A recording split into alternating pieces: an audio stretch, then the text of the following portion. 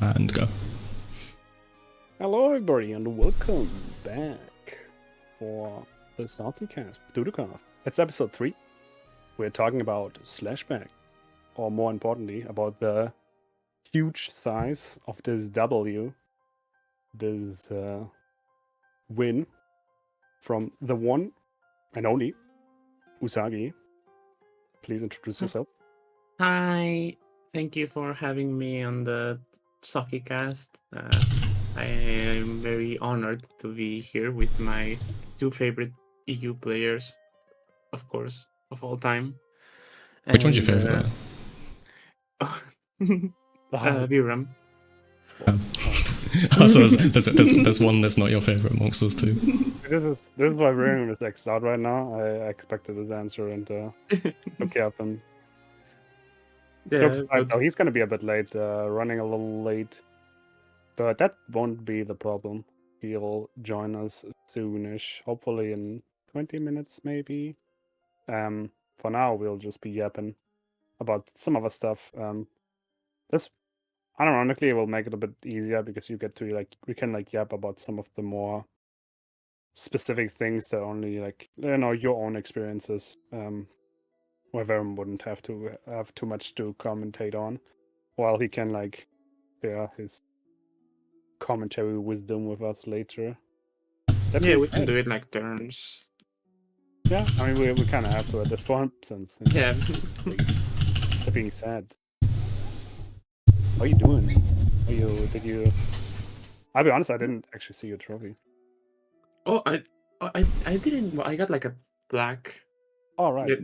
Yeah, I didn't get a medal though. That was.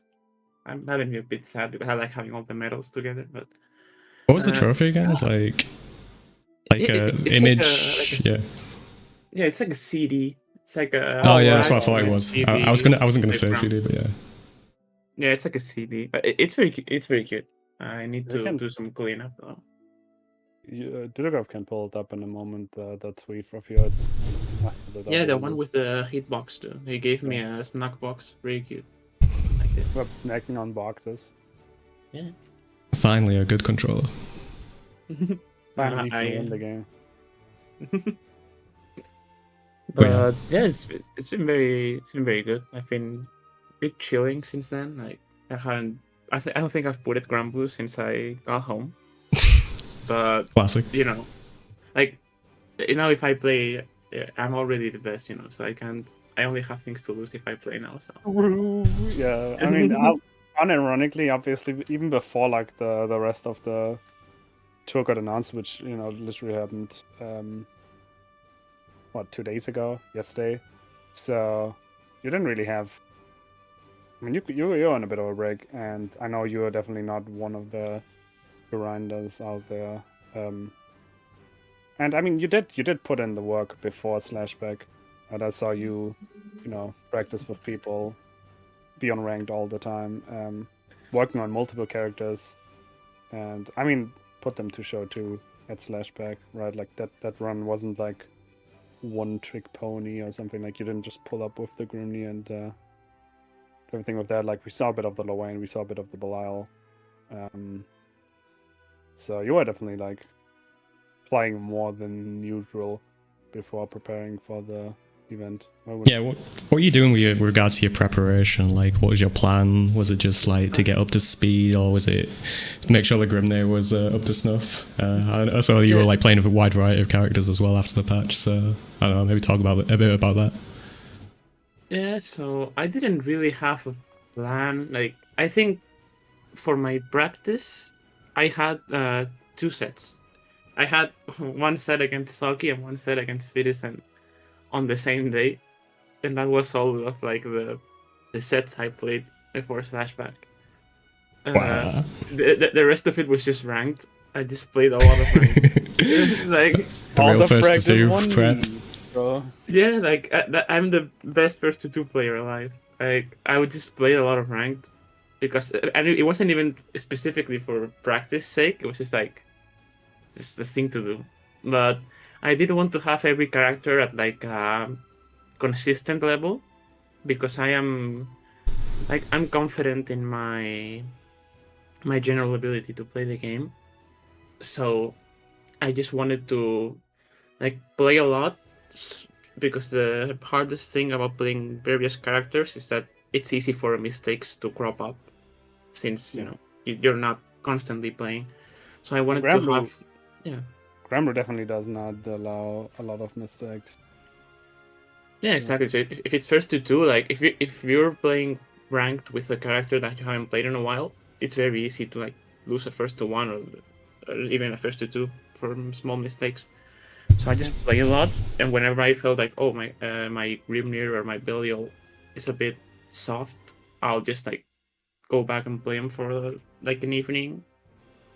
And I think it makes sense. Makes sense with these characters too, in my opinion. Like we I mean, we saw it ourselves, right? With even like with Zenith or with Zangief Dream, you play characters who have like a high, like their strength lies in some of the combo potential they have, and setup potential. And if you don't do these, like if you drop them, then the character drops so far down the tier list, in my opinion.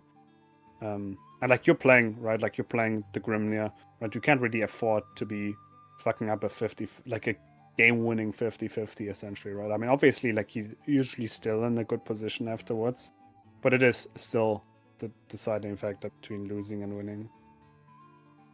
Yeah, like if I fucked up a game-winning combo in grand finals last match, that would have been so bad, right? Like if I got like 2-on-4H, 2M super instead of 2M DP and didn't kill because of that, that would have been silly. Yeah, if you try to go for super, set up the seals, do the dash up, the dash down, and then the super comes out and they're too low to the ground, and then the super whiffs. That would have been dumb, right? Like I would have looked so bad if that happened and I got counter hit by Dudeakoff Sage. Like, yeah. I'm glad it didn't though. Like it didn't happen at all, so it's okay. Yeah. I never make mistakes. It's okay. But it's all set up for the future. Yeah, it's all set up. Like if you play a top tier, it's just like extended BM. I just wanted to get the overhead in. It's okay. You tried so hard because throughout the entire weekend just doing the overhead. It failing like 80% of the time, but working when it mattered. If you block this, I will die. Well, that moves like -40 and like that's crazy. But I tried so much at the thing they did, the NorCal versus the World thing, which was really fun. It's a really fun event. I need to watch that. It's really good. Yeah, the commentary's really fun. Yeah, there are some very good matches there. There are some upsets, which but there are some good matches. I think. Yeah, I played against Vermilion, who was super nice for a 2B player for sure. He played 2B. Yeah, he played 2B against me, and I think I'm okay against 2B. Like, and we talked about. I really enjoyed. We talked about the character strengths, and like talking about character strength with everyone was like super fun, because I think there are a lot of things that only really good players can agree about, and like some aspects of the game that not everyone can discuss, because it's something that it's not easy to see, even if you play the game a lot. And it also gives you like a new perspective sometimes. I think Aaron tweeted about the same topic, right? Discussing character strengths with people like you, and how much he appreciated that.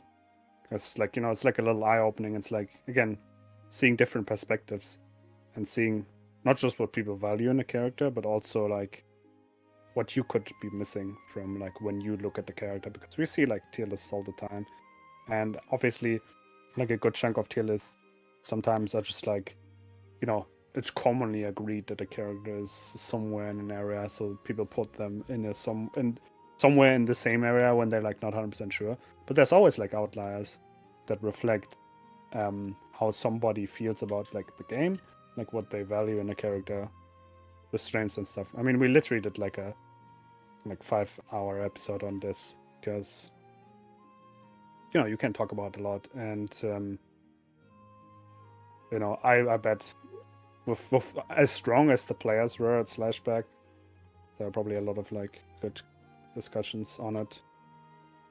You included, obviously.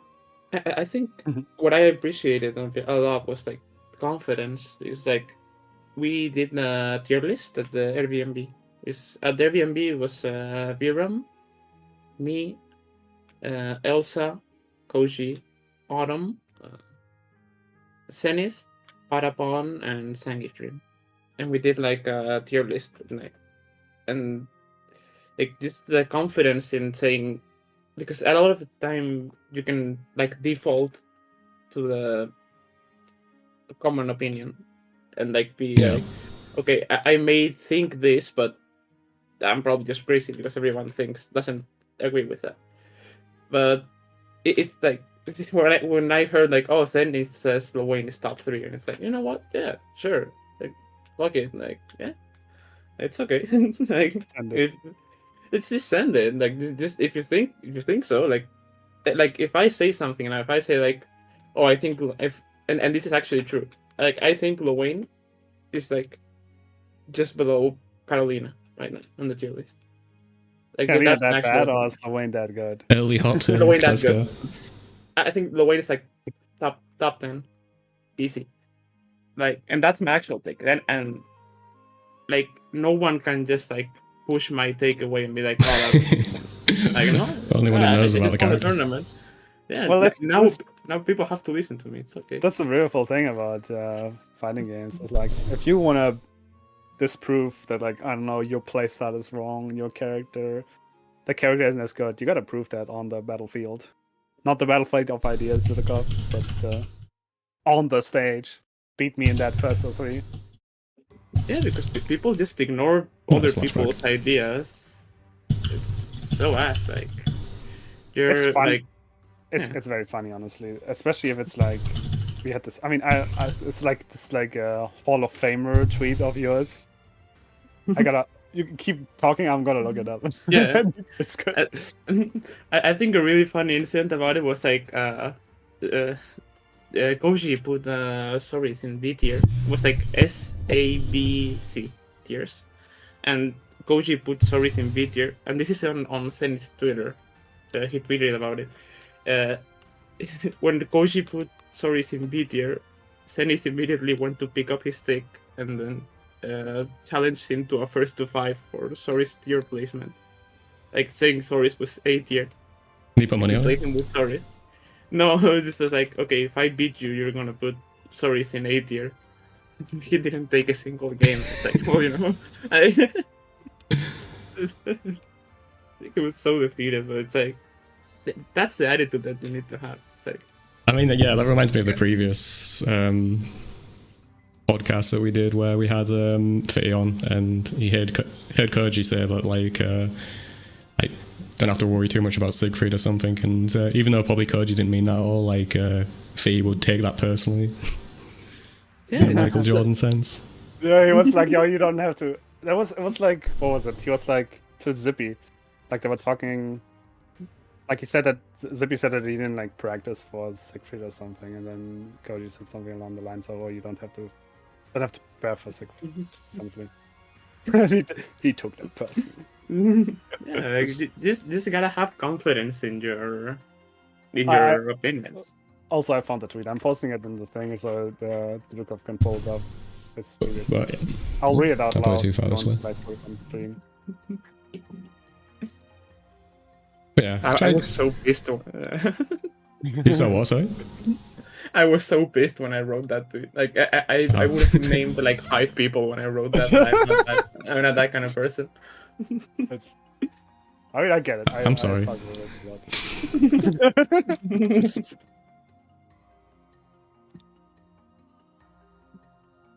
But yeah, to give it some like kind of structure, basically, if you're preparing for an American tournament's 1st to 2, so you have to play ranked all the time, do not play sets against good players. That's one way to go about it. I think it's the way that works. It was like, I think if it was a good player like Socky or Fiddison, they would prepare like very heavily against the character matchups and the strong players. But I am me, you know. Built different. I just played ranked, like, I just got it. I think my playstyle, I am very blessed with having a very low effort playstyle where I just kind of do things. So I don't have to like be as It's very vibe based, right? yeah, it's very vibe based. Like I'm not very technical. I just kind of like I know like that's the thing. Like Yeah, I just kind of know. I thought it like, was really this is what- funny watching you Grimnir because it's like you're beating people, not because you hit them with like 50-50s and shit, or like you're beating. You know how you're beating them? With close heavy mesh on defense. It's so busted. Like I'm playing against Jita, and it's like, oh, if I get hit, I get hit by like 2M counter hit EX Reka into the corner, and then they have no cooldowns to like do a meaty. And if I hit them, I win the game. So it's like, why should I care? You know? Yeah. And the thing is, I mean, your timing. I mean, you're very good at mashing. Like, fun. It sounds very funny, but it is what it is, right? Yeah. So utilizing that on a character whose mash game is so strong, it's just so funny to see people like get gapped. I mean, it's strong. Don't get me wrong, but like your timing is just what makes it even stronger. But yeah, Dudeakoff flashed the tweet on the stream. I'm gonna just read it out because it's really funny. I flashed it on a minute ago, but I can do it again if you want to quickly talk about it. It's like, while Japanese tier lists can be quite wild at times, there's something so incredibly funny about seeing your local 2-2er, Morg and Evo champs view on game balance. This elitist Usagi player. This shit is a Hall of Fame, right? You're not allowed to discuss balance unless you're a top player. Everyone should I have. talked about this frame once as well. It's so good. It's like every single time, man. It's like, no offense, but like fucking like Evo champ posts the tier list and like they're gonna put, I don't know, they're gonna put fucking, what's the face? I don't know, they're gonna put like some character. They're gonna have one whack hot take because there's no point in doing a tier list if it's just the standard. Do you really think I don't know, Zoe is better than Yule? Oh, that's the worst one. When it's like fucking no, Vicala's the worst. No, actually, Ladiva's the worst. No, Yeah, and then that's the most heated Oh, argument like, every single crazy, time. Like bro. it matters all. It's like, who cares? Honestly, like, oh, the Diva is 2 positions above Bane. How? It's like, I don't know, man. They suck. Like, they both suck. It's okay, but it's like, I think this was when Rookies posted a tier list after Evo Japan, and it was like, oh, because I think it was like Japan having Siegfried very low or very high. I don't know which one it was. It was one of those two. Like Japan was weird about Siegfried. Yeah, they're usually lower on Siegfried, I think. Yeah, and it was like, you know, it's just, I mean, like, maybe he's wrong, but like, you can't just be like, oh, that's not the Siegfried opinion. It's like, how did you form your Siegfried opinion? Like, if your Siegfried opinion comes from like playing the master rank matches and like not having ever thought about it, then you can like bandwagon to like, oh, this character is top tier because like maybe they are top tier, maybe you're right, but have you ever like given it some thought about like what makes these characters good and what kind of like flaws do they have? But most people haven't thought about it. I think it's always fine to like disagree with a take and whatever, but like it's just so funny when like these are the same people who aren't willing to like put their own opinion out there, right? Who like essentially like who enjoy piggybanking their opinions from fucking top players that they've heard that they agree with, right? And then also it's like, yeah, if you think somebody's wrong and that, just like you go and prove them wrong, right? Who's the Grand Blue Sage on? Like the person that everyone bandwagons the opinion of or something. I mean, I feel like it's a region thing, right? Like when Fetty says anything here, like everybody's gonna be like, Fetty said that X and Y. You can do the LeBron meme with me and like Fetty. That's some good stuff. It's like I say something, yo, shut up, you. Fetty says something, yes, my liege. Fucking Junkler post, irony posting detected, and Fetty says it. Yes, my liege. Soros is top 5. Like, I just hate the attitude, the attitude around it, because like you just post like a rookie tier list on the Granblue channel, and then everybody's like, point Some and random laugh. person is like, "Yo, get a load of this guy," and it's like, no, like fucking listen to that guy. Like that's an Evo champ. I There are a don't lot care of if it you, sounds bro. It's weird. like I'm gonna Like, start pointing at them, bro. yeah, like it's okay to disagree, but you have to be constructive in the way you disagree. You can't just like be like, okay, that opinion sounds weird. Like fuck that. Like no, you just gotta like at least listen to it. And that's the bad thing about tier list. It's like there's no reasoning. That's not okay. There is reasoning, but you can't see the reasoning if there's not like a VOD, Yeah. like a Twitch Yeah, stream about it. That's why I People doing, like, appreciate when they reactions. post. I appreciate when they post the 9-hour long explanation video for everything, because that's like essentially what you want, right? Like you want, if it's just the image, no text, anything, then it's kind of engagement baiting. Maybe like getting a rough idea of what people value, but like without the context, you don't really know why somebody put something somewhere. That being said, before we like drift off too much of it. Yeah, I think we're just yapping while we wait for Virum rather than going into like, oh, how was your flight and etc. Because we're going to have to ask him about that as well.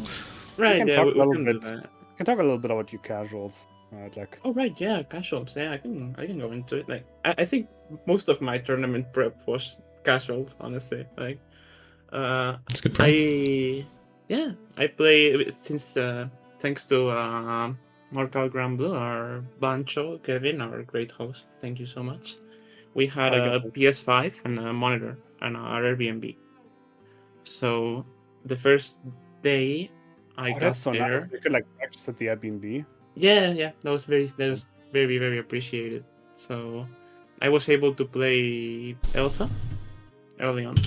So Versusia was kind of a scary character for me because since I can't clone myself, I sadly can't play against Versusia.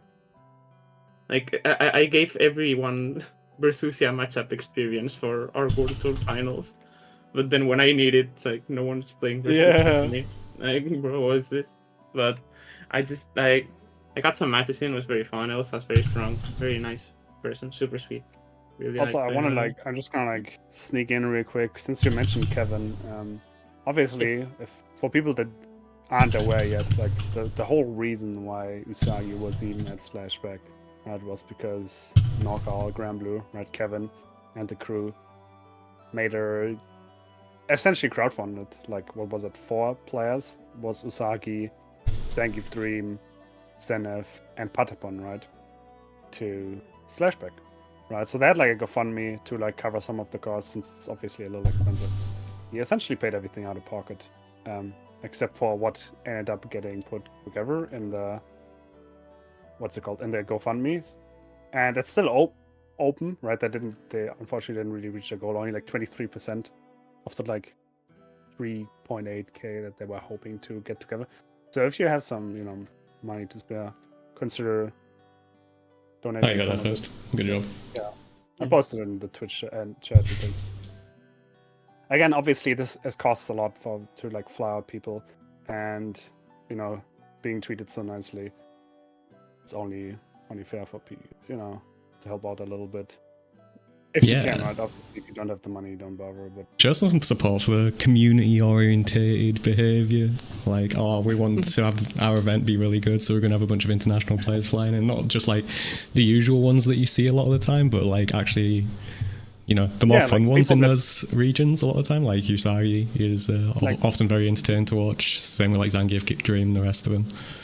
Yeah, seeing like CAG, obviously. like arguably maybe the best CAG in the world, right? Like seeing Patapon out there, like Zoe specialist, Zenith 2 right after like not making it into the finals, missing out so like closely, right? Getting another chance to show off the Grimmy and stuff. So yeah, definitely support it if you can. Yeah, it's also really fun on like the aspect that the event was very community heavy, so to speak. It's like it wasn't an Arc World Tour event. Like there's of course there was some money on the line and the snack box, but it's like we're mostly just playing because like we like the game and we just for the love of the game. Yeah, for love of the game. Like there's no pressure there. Like that made it really fun for me. Would you compare it to like Outplayed or a Head Stomper or something along those lines in Europe? Yeah, it was very community heavy, and like you could tell that a lot of people, like especially like the NorCal locals, which is enjoying it for that. And that was very nice to see. All the NorCal people are very sweet. Like Yeah, 100%. everyone was very sweet. Like the community there is wonderful. I'd like to go back there if I can at some point. It's just like very nice place, honestly. Very nice place, very nice people. Yeah, I know Shirabu like swears by it as a tournament that he will always like want to go to, even if he's not like playing any of the games there. So like definitely a good time to be had. Just that's a beautiful venue. Yeah, just as a slight off topic, I don't think we actually ever said, but like Virum said that he'd need at least half an hour over the time that we said in order to get back. So that's why he's not here at the moment. Hopefully he'll drop in at some point soon, but depends what he's doing basically. So when he appears, he will appear. But yeah, anyway, what were you saying, Socky? Not much weird, just like the venue is also like really cool.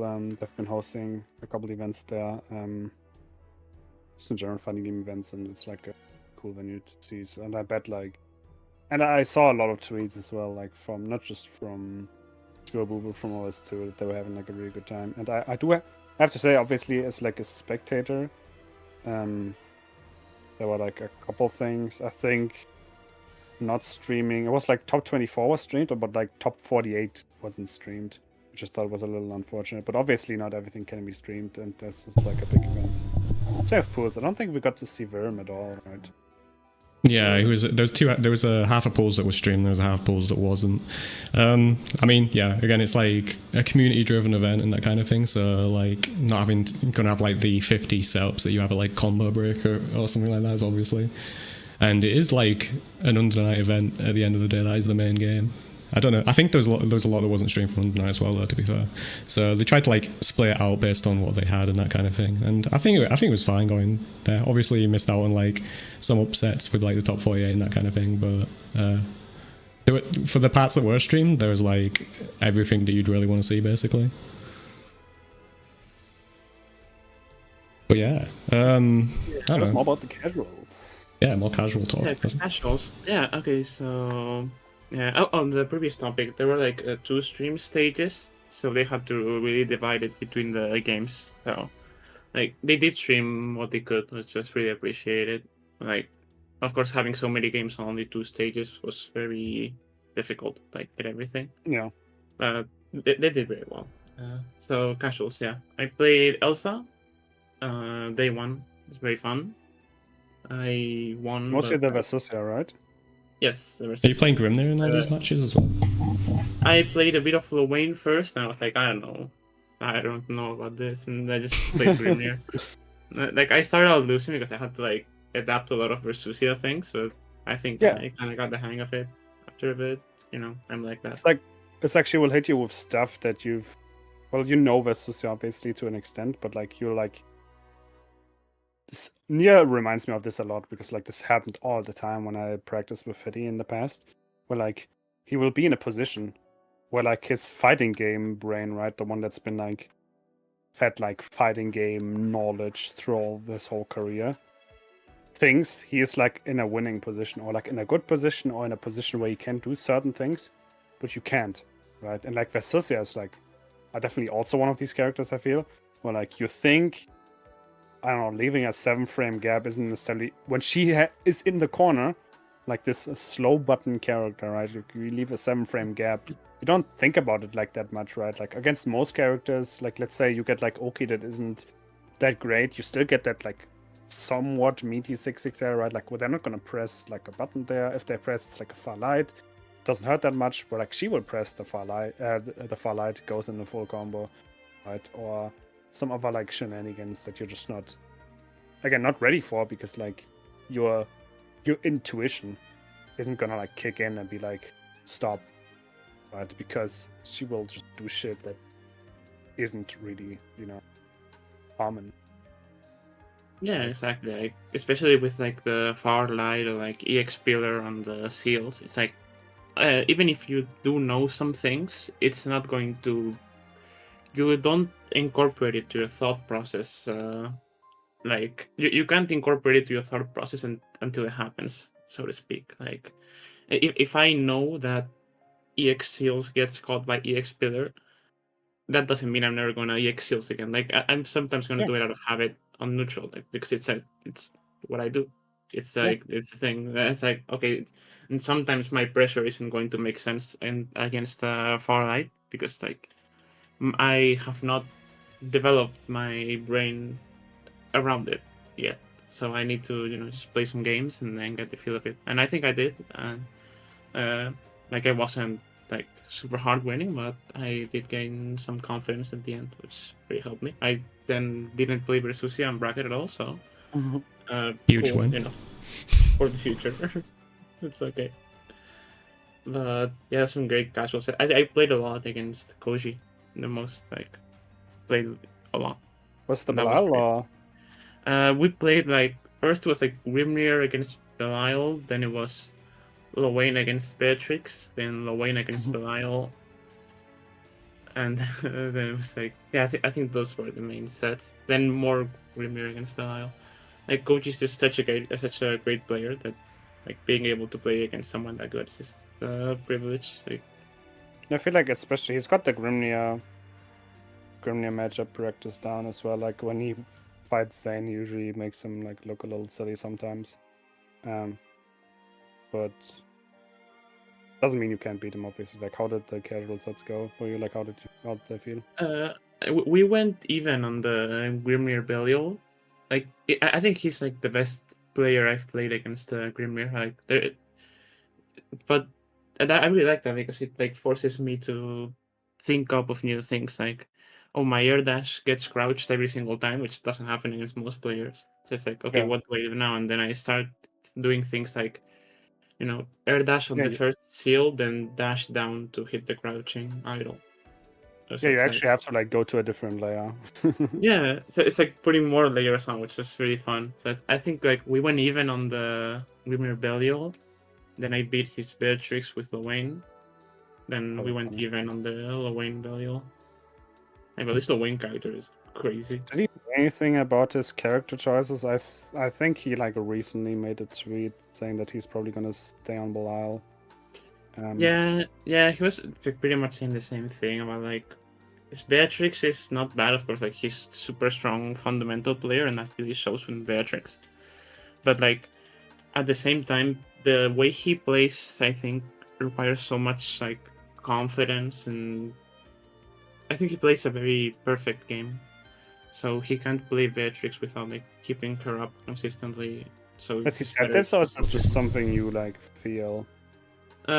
It's a bit of a mix of both. Like the main thing he said was like he doesn't put enough time into Beatrix pretty much. So like playing Belial makes more sense. Definitely been the same thing that I've been like getting at, like the vibes. Even like back in at versus fighting, it's like feels like he like Beatrix really good. He has a strong Beatrix, but it also he doesn't necessarily vibe with the character much and doesn't feel like he wants to do it. So he's like constantly like looking for ways to not play her. Sorry to interrupt. You can change my picture on the layout now. I am on the process of doing so. Yes. Oh Thank you very much. Hi, Virum. Hello. What have I missed? Not much. I was just talking about fighting games.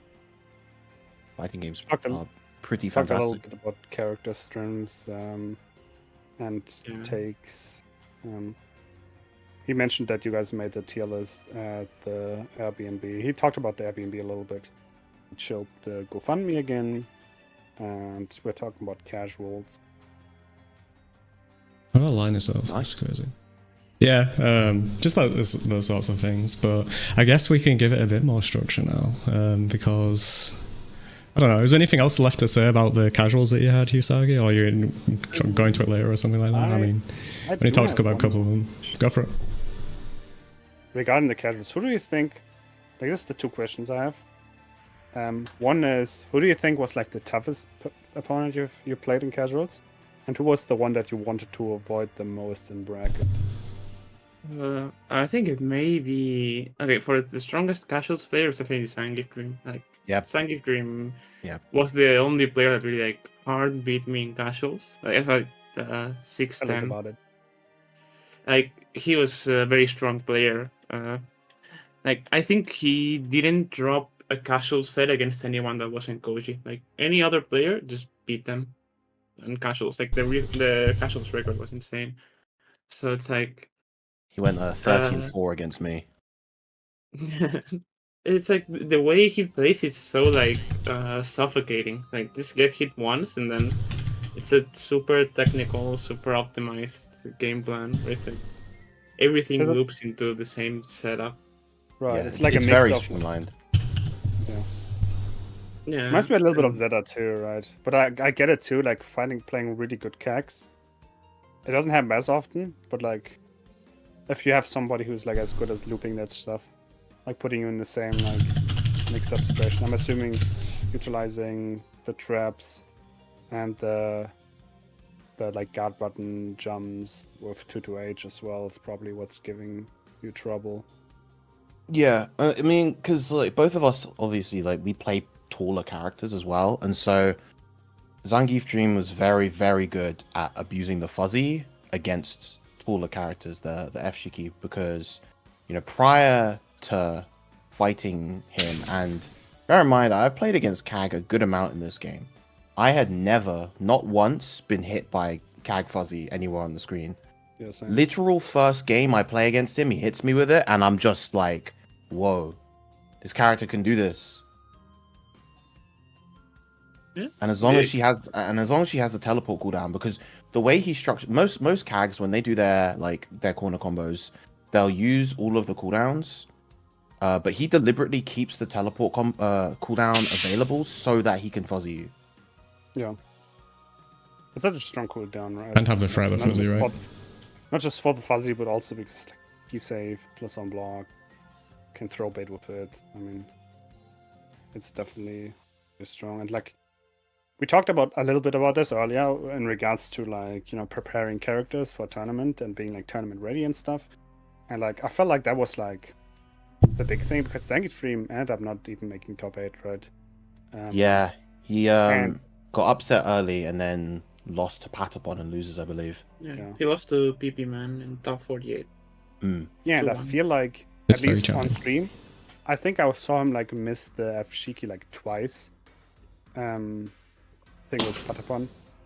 Not 100% sure. I could be wrong, obviously, but it's like it just goes to show because you know this guy, like everybody, like it's not you're not the like you two are not the only ones who've been talking about him throughout the weekend.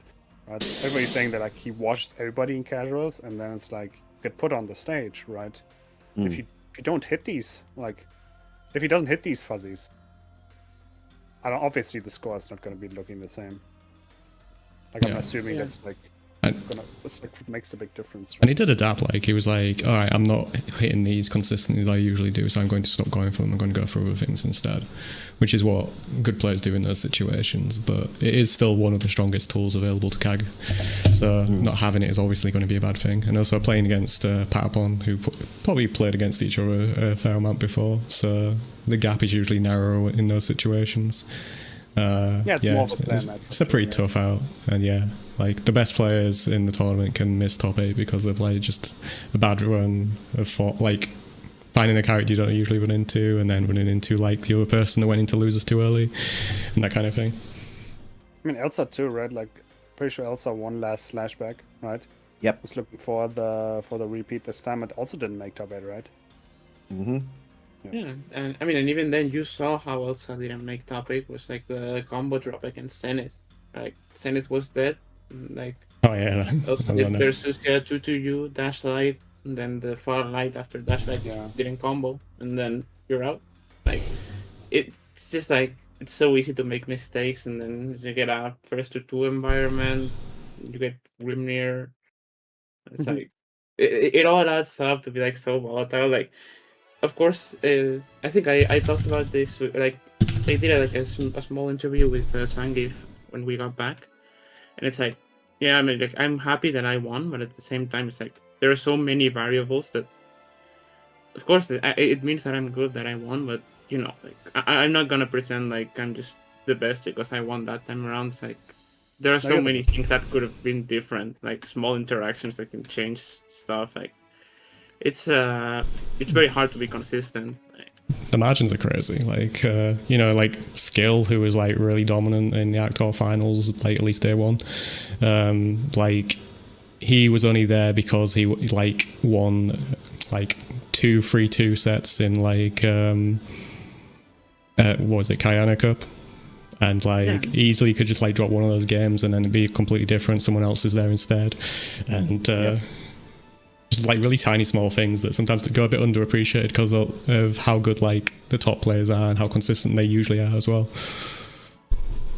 Just your ability to attend a lot of tournaments, of course, affects how you're able to qualify. I mean, we have her in call. You know, Usagi entered what? You entered 2 platinum events last season. Yeah, got third at both. Got third at both, and like, but that's just not quite enough. But then you look at just how you've performed in this game across the past couple of years, excuse me, and like you haven't placed outside of top 3 at anything, which is insane. Thank you so much. Honestly, if I placed the third at Slashback, I would have lost my mind because I was like, I have 2 third place Kayane Cup trophies. Like they look the exact same. I don't know which one. I don't know which one is. Oh, that's so funny. That's so funny. Like I have them together because like I don't know which one is which anymore. But it's like, bro, it's so like, funny.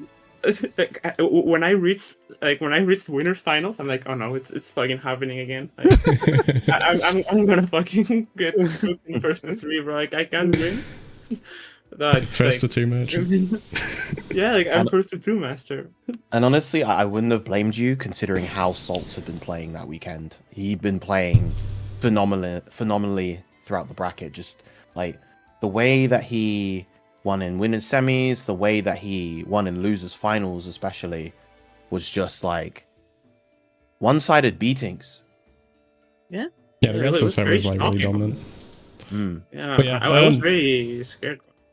Yeah, go ahead, finish your point. Sorry, I was interrupting. Yeah, no, it's like of course, like I have no disrespect to anyone, but of course my main expectation going into the top 8 was if I beat Ryasu, I'm probably playing Koji because Koji is, you know, Koji is like to me he was like my expectation to win the tournament, even above me. It's like when I saw Sol's performance, I was like, oh, that's scary, you know. Yep. Like that's not good. But at the same time, I was kind of chill because it's like, oh, it's Jida. Like, yeah, Jida. I don't respect Jida. It's okay. If you've played against her long enough at this point too, like, you're not gonna be caught off guard. Yeah, there are a couple of things. Like you got a couple minor spot dodge mistakes, but yeah, we're jumping all over the place a little bit, so I'll try and do a bit of structure. So we'll go back to like I don't know, the travel in general rather than just strictly talking about the game. How were the flights? How was the hotel when you got there? How did that experience go? Any funny stories? I'll ask Virum first since Okay.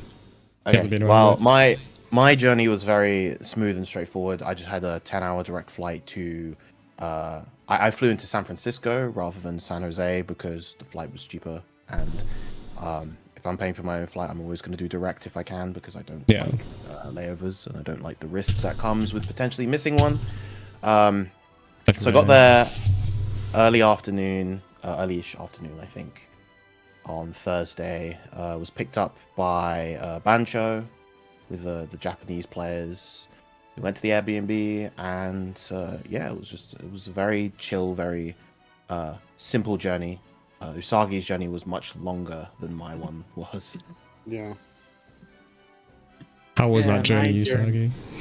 My journey was about like 28 hours in total. Like the way in was 28 hours, and the way back was 28 hours as well. Oof. Because it's like I need to get like a 4-hour bus to Madrid and stay a bit in the airport, and like an 11-hour flight, 5-hour layover, and then another 5-hour flight. It's like, that's cool. Like, you don't mind a layover? No, I prefer long layovers. Like, yeah. Like I'd rather wait than deal with the fucking stress of like running all over an airport. Like, I don't like that. Not for sure. But the flights were very nice. I caught up on some movies. I think I won because I watched Coach Carter on the way to America, and it got me really in the mood. Like, bro, like this competition shit is serious. It's like Having a speech run through your head. Yeah, like, I think that was what sealed it. Then yeah, some really nice movies. Thank you, Delta, for the. What were the other movies? I know Socky's not. I watched. I watched Dragging Miss Stacy on the way back. Very nice movie, yeah. But no, the flight were wonderful. The hotel experience, Airbnb was super great. Kevin Bancho picked me up from the airport. Thank you so much. I appreciate it. What was the deal with the Airbnb? Because he listed a lot of names for when you were playing casuals within the Airbnb. Is it just like a big, massive one with all of, like people in it, or was it with certain people? We were a lot of people at the Airbnb, but I don't think we got to play as much casuals as we should have. I think. Yeah, it was the one with it had all the foreign players. So it had all, the 3 Japanese guys, Zangief Dream, Zenith, and Patapon. It had obviously Usagi and myself, and then it also had Koji Coco, Elsa, and a Mexican player called Autumn. I think that was everybody that was there.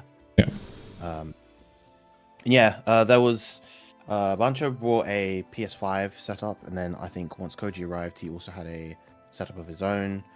But yeah, not a ton of casuals were played throughout the weekend. I don't know what happened late at night because I was being an old man and I slept at like 11, so I don't know what happened in the grinding hours, but I think some in the midnight hour.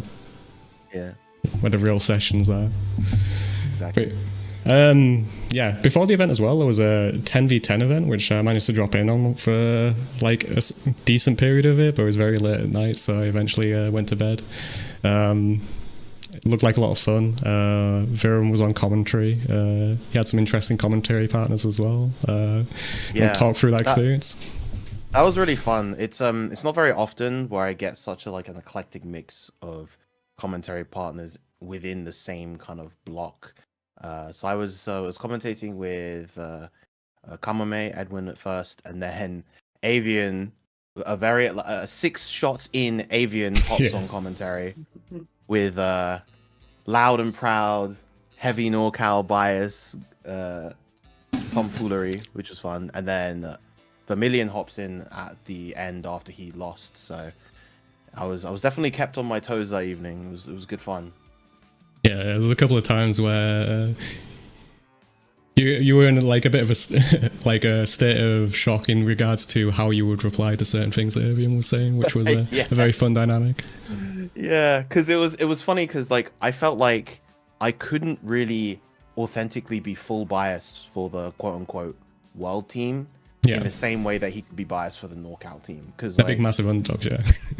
Yeah, they're the underdogs, but also like I don't have that same kind of intimate attachment to the world team as a whole. Like, obviously, I'm gonna big up someone like Usagi, but you know, if it was like a Europe versus NorCal, it would be a very different story. I'd be bigging up the European players with all my heart. But I think that difference in bias, or authentic bias, I should say, is kind of what made that block in particular fun and interesting. Actually, I have like some words to say about it, because I feel like it's very easy. Like a lot of the times, it's like crew battles or like team battles. They love going for like commentators or like bias, but a lot of the times it's like it's very like fake, and I get that in part. That can be pretty funny, but I feel like it's very easy to miss. Like it's very easy to be like pretty bad in my opinion, like just like not particularly interesting to watch, right? So you don't want to like fake it too much, right? Because that just, in my opinion at least, makes it like it's like too obvious. Then it turns to like a spiel that like just not interesting. Yeah, you're playing like roles, and you're like kind of like hamming it up in like I'm acting in this moment type of sense. But I think the dynamic that Virum had, where he's got this sort of like professional veneer, but he's obviously like biased towards the world's team underneath all that, was a fun dynamic, especially when sat across from someone who was like massively biased towards the NorCal team as well. It's like real passion for their players, which like that's really cool. Honestly, I mean, I enjoy this a lot when the people can be like, yeah, you're hearing these stories about like these NorCal players you don't know. But like one-sided, but like super like authentic, right? That's really good. Oh, this guy, he's like shows up at locals, watches all these like actor finalists, but doesn't end up on the big stage, and we've got him here now, and that kind of thing. But yeah, I guess Usagi, you actually competed in 10v10. How do you find the experience, just like watching with the other people and also your actual set itself? It was very fun. Like, of course, since it was first to two, like 10 lives first to two, it was a very long event.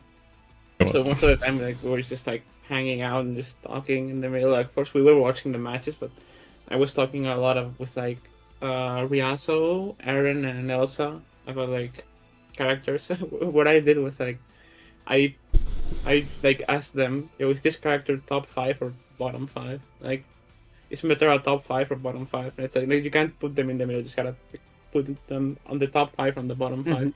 I just wanted like the most inflammatory opinions possible to like get some commentary going, you know. But gets me going.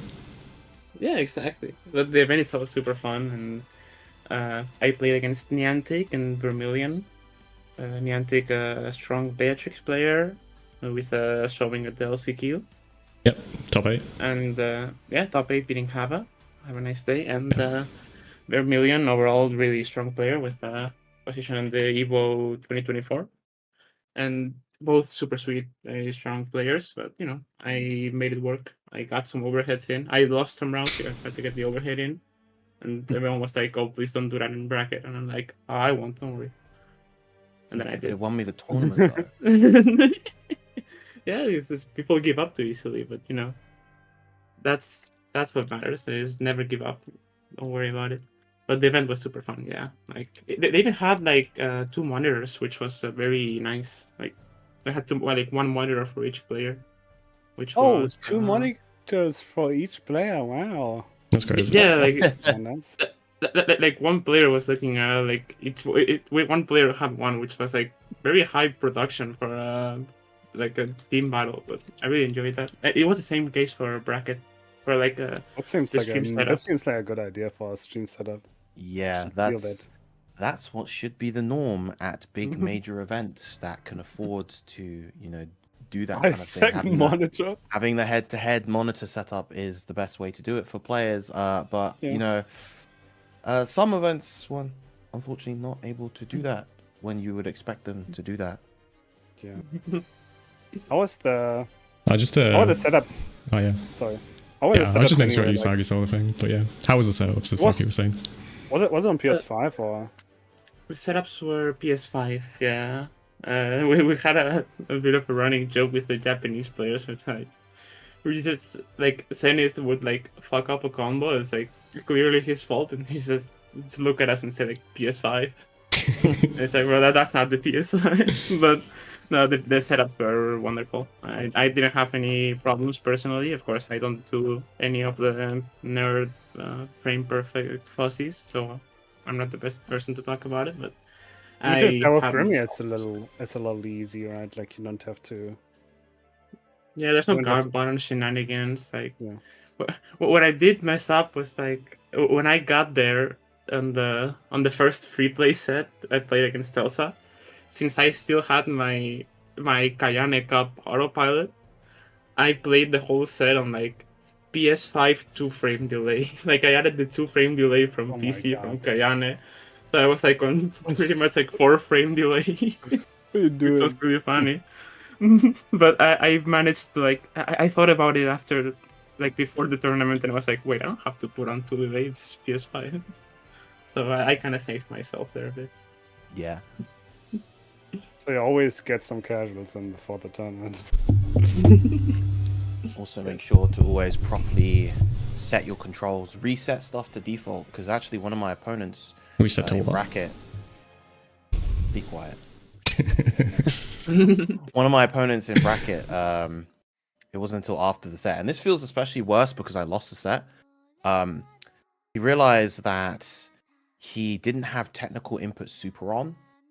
And so there were a couple of points he was playing for Susia where he'd hit me with like a triple attack and then end up with U pillar instead of SSBA, and I'd block the U pillar and then I'd go from there. And the couple times that happened, I'm pretty sure I won those rounds.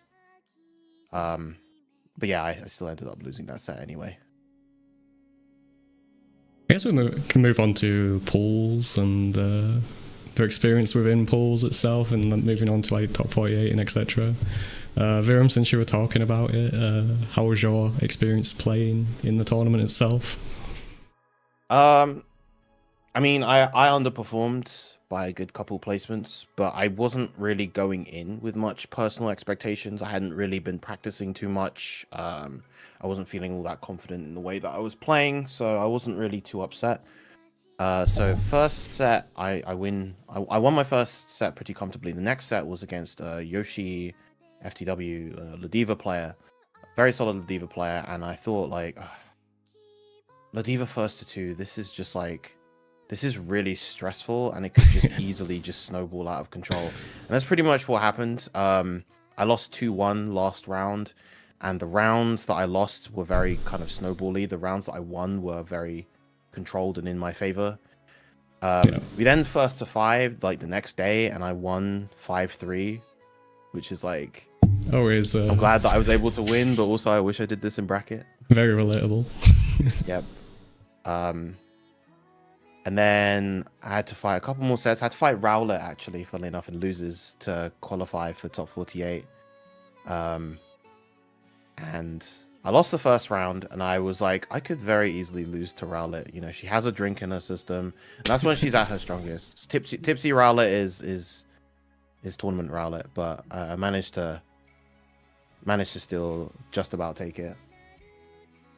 And then nice. On the top 48, I lost to, as I was mentioning before, I lost to Hats Vesusia. Do you remember Hat in base game used to play in Almai, plays Vesusia in this game. Lost 2-1 again last round.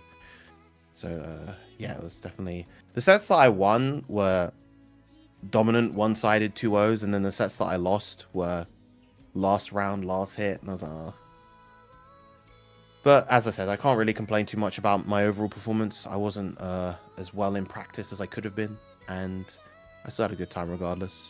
Yeah, weren't able to do the classic Virum drop out of the tournament to do commentary, unfortunately. Yeah, I mean, that was like, I would have had to have made top 8 to do that, and I didn't, like, in my mind, I was never making top 8. Like, at best, I was seeded to get 17th, and in my mind, I was thinking that's probably the furthest that I'll go. But yeah. Oh yeah, you didn't. Yeah, you weren't on any of the top 24 right? commentary. I forgot about that. But yeah, go ahead, Socky. No. It was definitely a stack break. Like, I mean, we were saying too, like, all the strong players there. Just making it that far is not easy at all. Yeah, it's a tougher bracket than a lot of gold events over the past year. Yeah. Yeah, Usagi, I guess we'll move on to you. How was your pools experience going into top 48, top 24? Well, I don't remember my first pools match, which I think speaks to the tension of the moment. Tension, I'm sure. No. I've been trying to think about it, but like I have no recollection of that day. Like I have very little recollection. I know that then I played Renai, a very nice dual player, and like I don't remember much of the match, but like the moment I got hit by dual overhead, I was like, okay, I'm out. Like I'm going to lose now. Like it's over. This is my upset. I get overheaded 10 times in a row. Yeah, like I was just not guessing, but then I think I blocked one and did like 2M fireballing to like 60%. It's like, okay, so then I played against Goon, which like please don't watch that match. It's like I think it's I think all the ranked prep showed in that match because it was like, okay, I just like did like 5 PCs per round and just mashed, and it's like, oh. I mean, it's Grimnir Metera. Like I just like hit her once and she dies. So I just did shit. Oh, why are you seeing so much, bro? Yeah, I commentated that match. Because it's a speed run. Like I don't want to play against Metera. I don't know, but I was actually kind of like mad about it after. It's like. That play was so bad. Like I was just like doing things to get it out of the way. But I think it was like I didn't feel the need to be like super patient. So I just I just get on with it. Just do things, and I'll probably just hit Metera once at some point. I vaguely recall watching it in VC with some people, and it was like, oh, she's looking a bit shaky out there. Hopefully she improves. I managed. Yeah, 2-0, but shaky, still like completely fine. Yeah. Yeah, then we went shaky than grand finals. I got it. Yeah, well, we got the low end there, so it's fine. And it's first to 3 as well. Yeah, there's time. Sadly, top 8 could not be first to 3 because of the production issues, but yeah, we almost got it. Yeah. Production issues, natural time constraints. I mean, when you're running a 2-day event, essentially what is a 2-day event, with multiple games, it can just be difficult. There's just going to be scheduling issues. So definitely understand the decision to make it top 3 first to 2 for that particular event. Yeah, they were explaining it afterwards, like the entire thing, which was like appreciated, because there was a bit of like speculation as to like it was first to 2 before, and like someone said something about first to 3 and then it was first to 2 again or something like that, and then obviously like the delays there, so that was kind of like the obvious reason, but the fact it was clarified pretty quickly as well was nice, and it's an unfortunate circumstance obviously, but I mean that's what occurred. But yeah, anyway, top 48, you went against Tortilla Flipper, who in the 10v10 had a pretty good performance. I think they beat Riazzo, or was it someone else? I can't remember exactly. Yeah, he beat Riazzo and took 1 game off Parapon. So I was kind of scared going into it, but like I had a plan. Pretty much my plan was like, if you don't get hit by Gran, like he can't kill you. So like, don't get hit, lol. Yeah, actually, just don't get hit. Like you can feel the thirst for like a close H counter hit, like backdash far heavy. So it's like, okay, I'm not gonna tech. I'm not gonna like fussy mash. If I mash, I'm just mashing. I'm not fussy mashing. Like I'm just mashing. Yeah. And I got some fun interactions. Like I think I baited two H's with like delay dash down, and like you can tell like when someone gets hit by Grimnir dash a couple more times than necessary, like the mental is kind of like shaky. So then just someone with fireballs, and it was pretty fun. The match that I wanted to give some relevance in this top 48, it's like Zenith against Chemo. It was like the funniest match to watch. It got delayed so long because Zenith was playing Gundam, which won. Yep. Zenith and Parapon won Gundam. So like, Japanese players won that? That's crazy. Yeah, that's crazy. So then Zenith won this play against Chemo, and like game 1 he played Grimnir and lost. Then game 2 he was playing Stories without a headset on, and he was just like doing like shoosh sound effects whenever he did a rush punch in neutral. It's like, oh, what is this guy doing? He just did like U punch on block into another U punch, and it's like that's different. Like that set was so fucking funny to watch. I think you have to embody the spirit of Soras to play him. Like you see that kind of with like skill as well. He's like completely on edge, and like when you're in VC with him as well, he's going to be like shouting out the moves as well. Zenith is actually insane. Like he's so fun to be around. Honestly, like he enjoys the game. Yeah, he's a fun guy. Very mushroom. Yeah, I remember that Aquil tour as well. Like, yeah, he said that this does the thing where like he screams every time he does like a 2-2-U in the corner with Grunir. Yeah, no, that completely took me off guard because like when he came into the room to like play casuals, because like all the finalists were off doing the selection thing, so I was asking around to see who wanted to come in, and Zenith was one of them, and like he just like being nice and respectful, coming in, just saying hello and stuff like that. And when we were actually playing, he like the first goofy thing he does is that 2-2-U thing, and it's like takes me completely off guard. Like I'm like, did he do that unintentionally or something? And he does it again in a moment later, and it's like, oh shit, he's actually a goofy guy. I think the funniest story were like Slashback was like we were playing casuals after the event. Like Zenith was like, okay, I need to play everyone now in the Airbnb, and he called me out first, and we played and it was like chill, green mirror, and then was playing against Elsa, and like Elsa had 100-meter and SSPA, so it's like okay, obviously Versusia reactions, okay, yeah, it's gonna happen, and Zenith just like smacked the side of his stick that doesn't even have the button, so he smacked it like as hard as possible. It was so fucking loud, and then Elsa just did the super. Yeah, he didn't even hit a button. He just smacked his fucking stick as hard as possible. Like this guy is crazy. Like I can't compete against this guy. He posted about it on Twitter too. Yeah. He got the arcade strats. So yeah. Lost art. Back in the day. These are the kind of strats you can't really do on pad. Yeah. There we go. Stick advantage. Let's go. That's why you can hear all the stick stuff in the first place, so that's kind of the disadvantage as well as opposed to pad, because yours is naturally hidden. But you know, we can break out the boxes to cover up the stuff and go to Evo. Yeah. That's fine. It's okay. We'll do another episode about why hitbox is broken. It's okay. Oh yeah, no, I'm down for that anytime. But anyway, moving on to top 24, I guess, against Chemo. Yeah, well, yeah, Chemo, she was strong. It was like, the thing, what made me, like, really funny for me, it's like, it's a playstyle that's similar to Tunington, and it's like, the same color as, it's the same color as Tunington.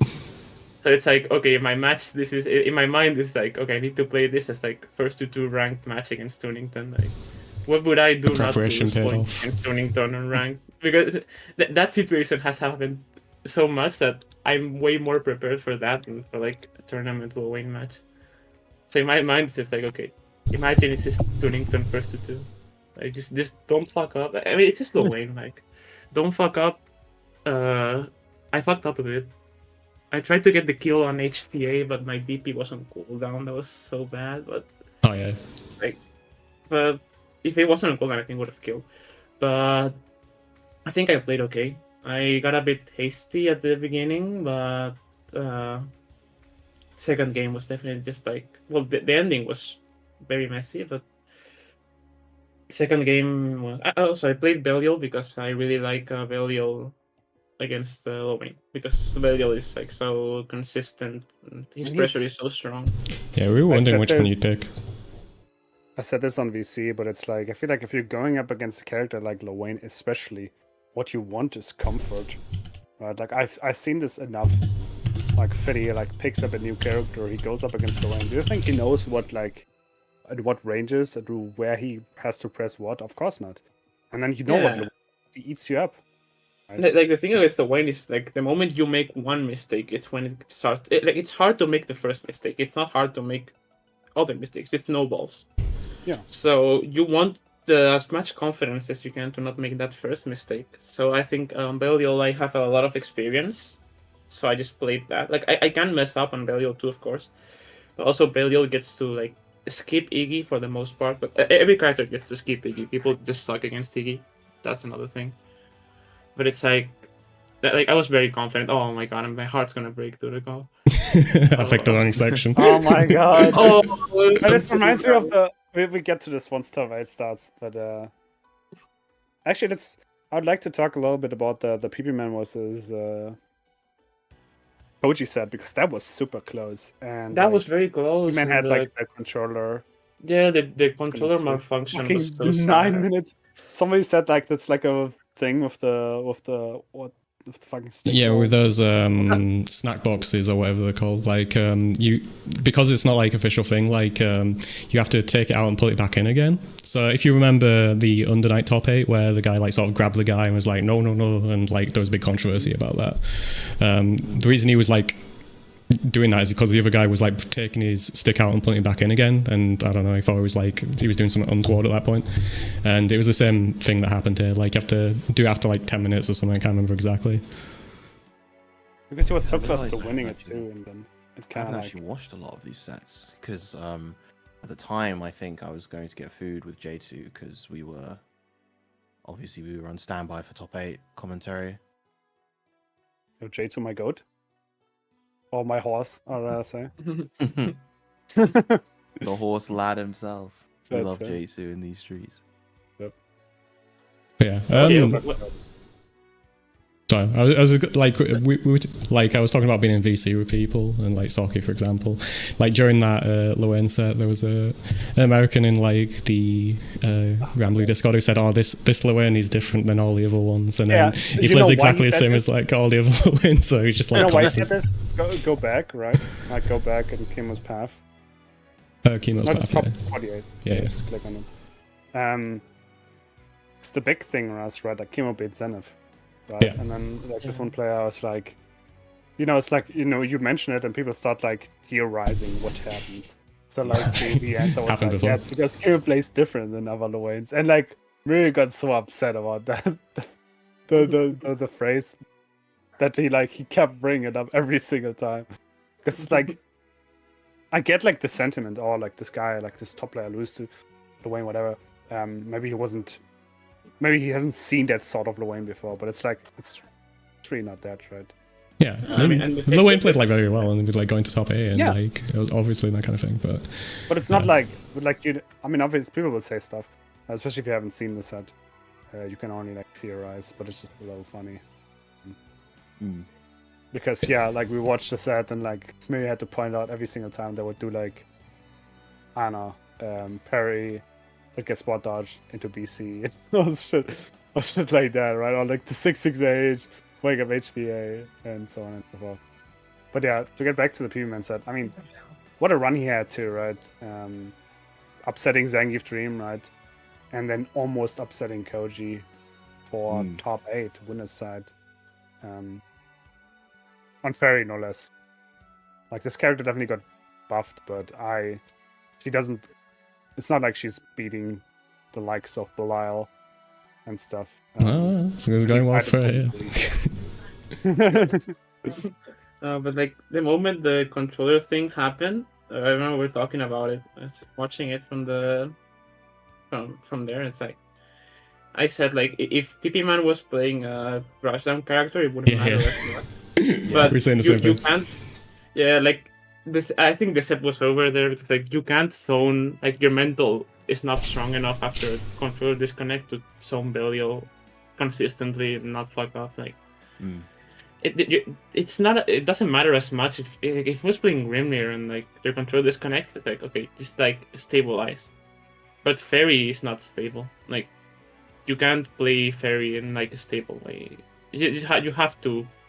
Yeah, you put have to in be the pressing effort. something. You have to be pretty Yeah, disciplined with it. Yeah, like you have to make those decisions. Like you can't force a small risk game plan. Like you're taking the risk. That's the bad thing about Fairy right now. But I think it makes her not that good. It's like you are forced to interact and you're forced to like play like that. And if your mental is not there because of course your fucking controller disconnected. Like that. Then like that's not like that. Oh my god, Yep. that's so bad. It's so. I think He's on set point there as well. Yeah, and it looked good at the start. It's like, but that's why you don't play against Koji. Like against any other Rising player, the match would have ended before the 9-minute mark. But the Koji plays so like patient against the zoners. Like he doesn't jump. We were joking about this. Like, if you know your opponent, you gotta like just time them out. Yeah, Fucking like just time out the snack box. But like he plays so patient that it's like I think that's the only person who will have it again in the first two. But that was so sad. Yeah. I think the snack people usually use like an adapter even if they wouldn't need it, just to skip over that time limit thing. But can't say for certain. Yeah, anything else about top 24? There was the Patapon versus Zangief stream set, which was kind of a sad conclusion. Salt's beating Elsa too. Oh yeah. Yeah, that said, of course, the anti-air Raging Strike was very unfortunate, but it was another showing of Salt being extremely strong, honestly. It was at the end of game 1, I think. Last interaction, game 1. Yeah, just at the end of this round. It's like, there were some messy things, but it was Salt's being, you know, so consistent all around. No good. Oh my god. Yeah, there it is, yeah. Like that happened. And there's a few of those. Yeah. And like, Elsa could have killed like 3 times there too. Yeah, and it's a shame, but yeah, like it's even if it's a mistake on one player, it's also still like was very strong. Yeah, I felt pretty happy about him considering like he didn't make top 8 at the HQ, right? And definitely. I got 9. Yeah. Yeah, definitely had like bigger hopes, I would assume. So doing it here, and I'm pretty sure he's from the region, right? He's so yeah. Oh so yeah. okay. Yeah, so he's all relatively. So just pulling up and you know, playing to the best of your ability. I think it's always like a big confidence boost, especially if you're like on a similar on like a level like that, where like you're, you know, this level where it feels like always get like gatekept by like quote unquote better players. Right? So if you like break out and get like the really good, even like getting second, right? It's like obviously like such a big deal. That you can like, it's like now I see, I can pass the veil.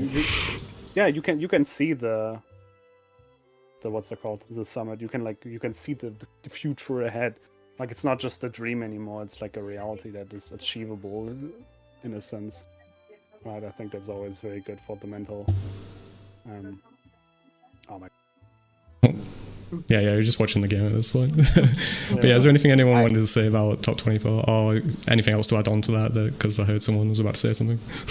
Yeah, just as an aside, I played against Salts and Casuals actually. After the tournament, we did the Percy mirror because he's a very good Percy.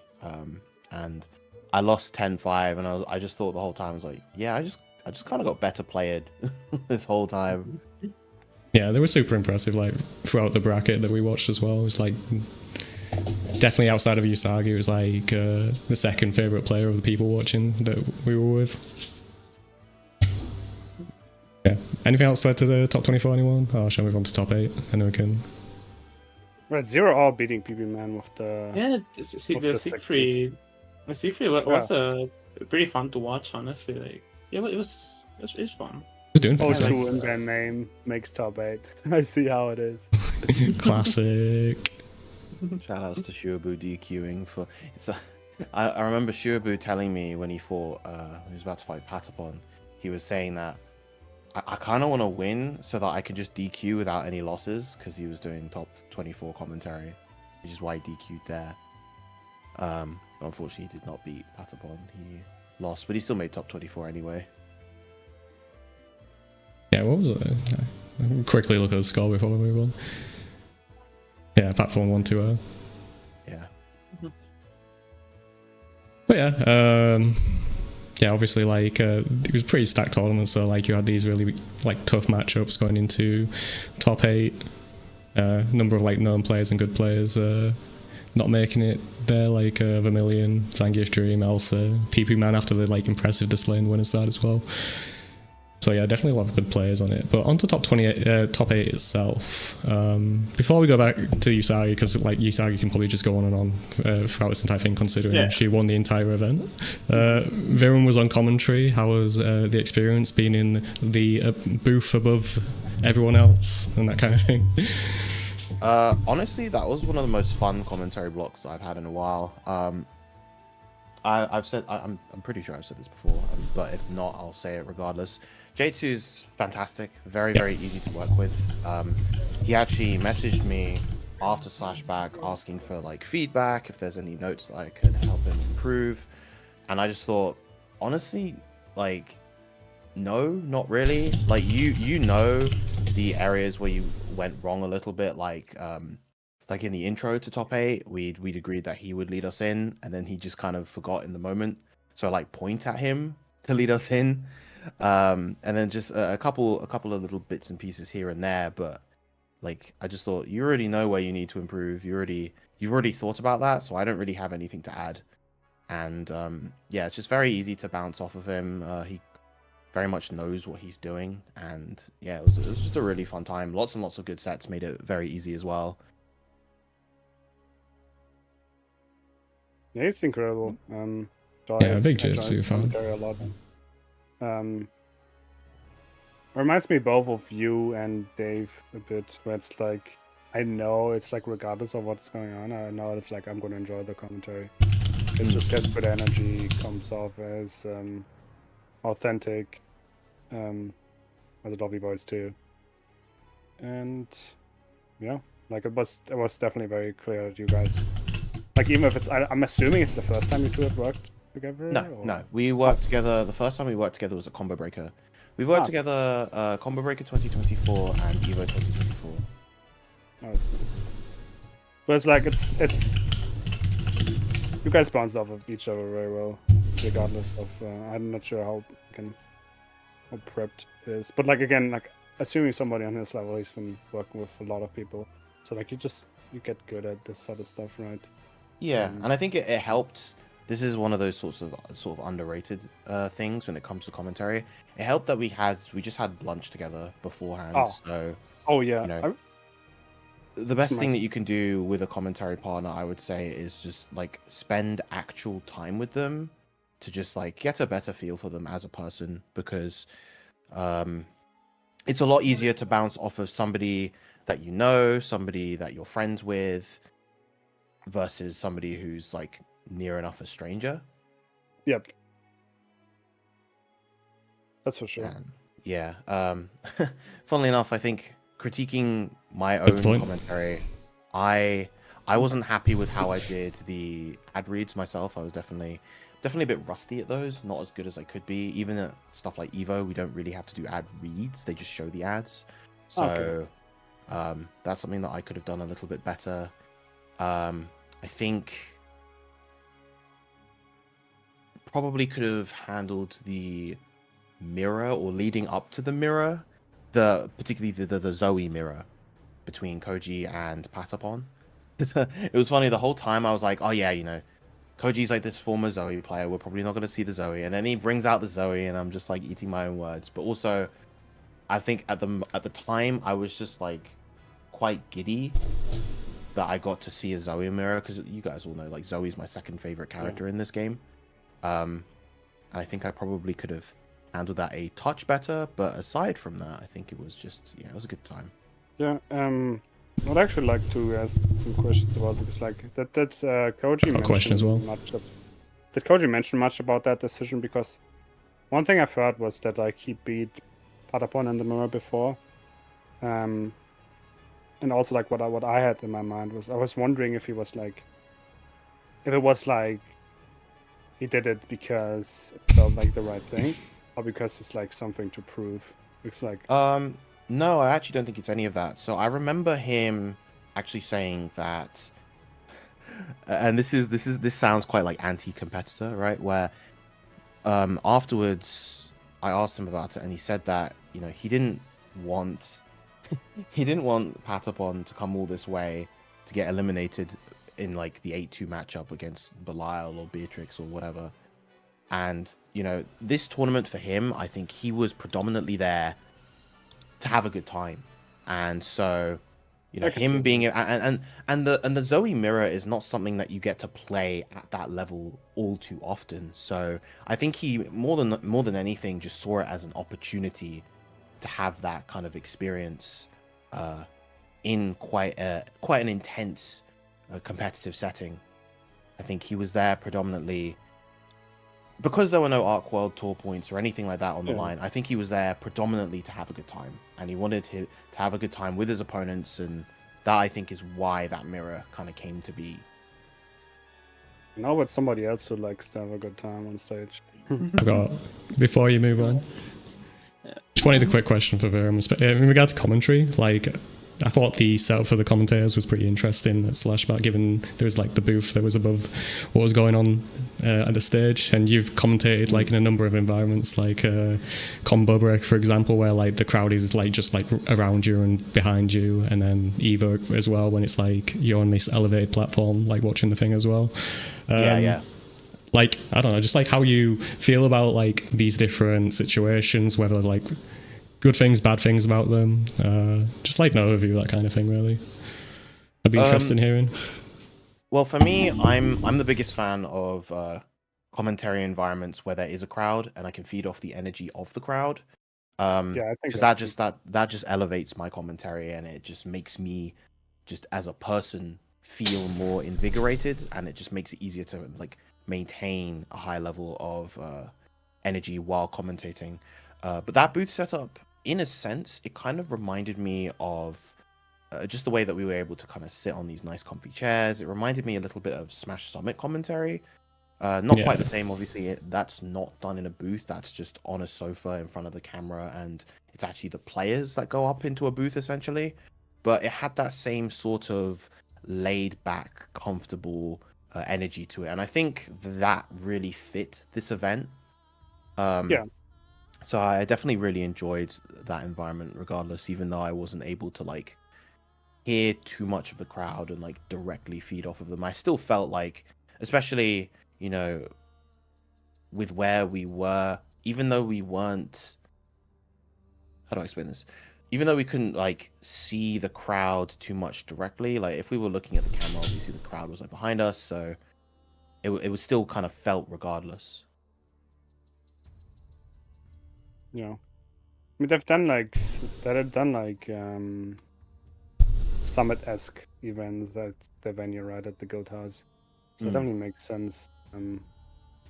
But I get it with the crowd. This reminded me actually, I felt like the game audio for, I don't know if it was the same in top 8 or if it was throughout the whole one, but like the game audio was like not just the game audio, but just the audio of the stream was a little lackluster, I would say, for the stream. I forgot exactly what it was, but it was like, you know how it sometimes is like stream games when the game itself is a little quiet and you can kind of like hear the audience too much, but it's not like that you hear cheering or something. It's just like random noise, like you would hear like the background noise. Yeah, you would hear like the other games and stuff, and just background noise too much, and like the game audio wasn't very loud in comparison. Not a big fan when it's like that. It's a little annoying sometimes, but it was still like a good experience. But I remember that like sticking out a little bit for me. I mentioned now that we are talking about the crowd and stuff. Yeah.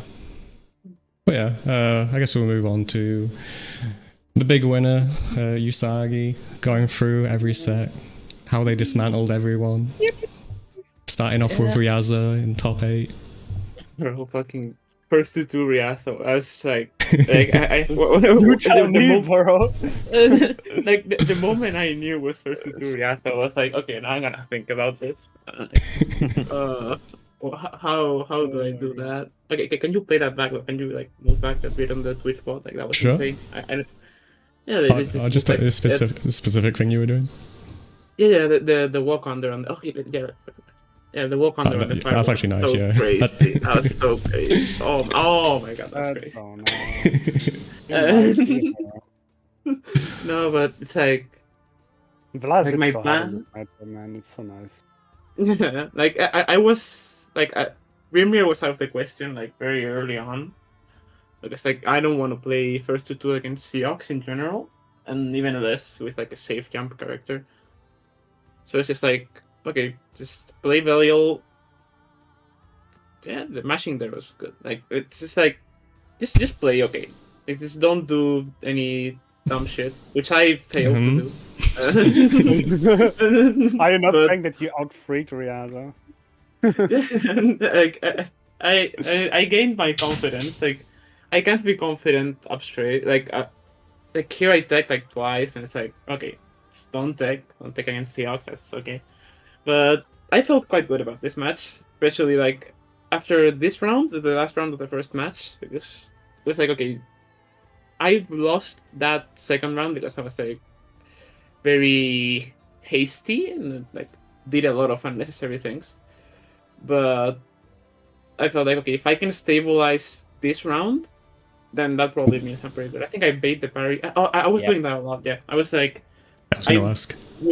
I whiffed my midis as soon as possible, like as close as possible as I could to hitting. So it was funny. So like I would bait the parry, and it worked like every single time that I did it. So I was very happy about it. This sucked. This was very funny. This was very funny. I mean, it Like, worked. It's fine.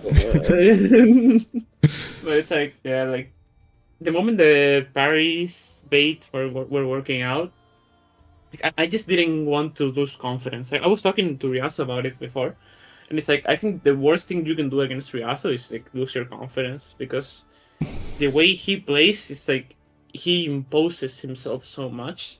Yeah. That if you let it get to your head, like you're going to start closing yourself out, playing more defensive, and like being scared. Like if I got scared, I would have lost the set. So that's why most in the second match I was playing so wild, because like, okay, you can't make me scared. Like I'm gonna dash light there. I'm not gonna get parried there. Like I know You're gonna like, dash light. Yeah, Reminds exactly. me a Like, little bit of the Gamera set too. Where it felt like Gamera got like visibly angry, and then like he just decided to fucking like play aggressive with Vesusia against. I think he's doing that even down top 8 doing that as well. Yeah. But yeah, I mean, like, I like that you backdash to meet him back. Yeah, that was clean. Like one of the biggest like strengths of Riazo is probably his confidence as well. It's like he's gonna play his game. He doesn't care like what's going on, and like he has like faith in the stuff that he's gonna do. He's gonna work, even the wild stuff like that, for example. There's also the. Oh my.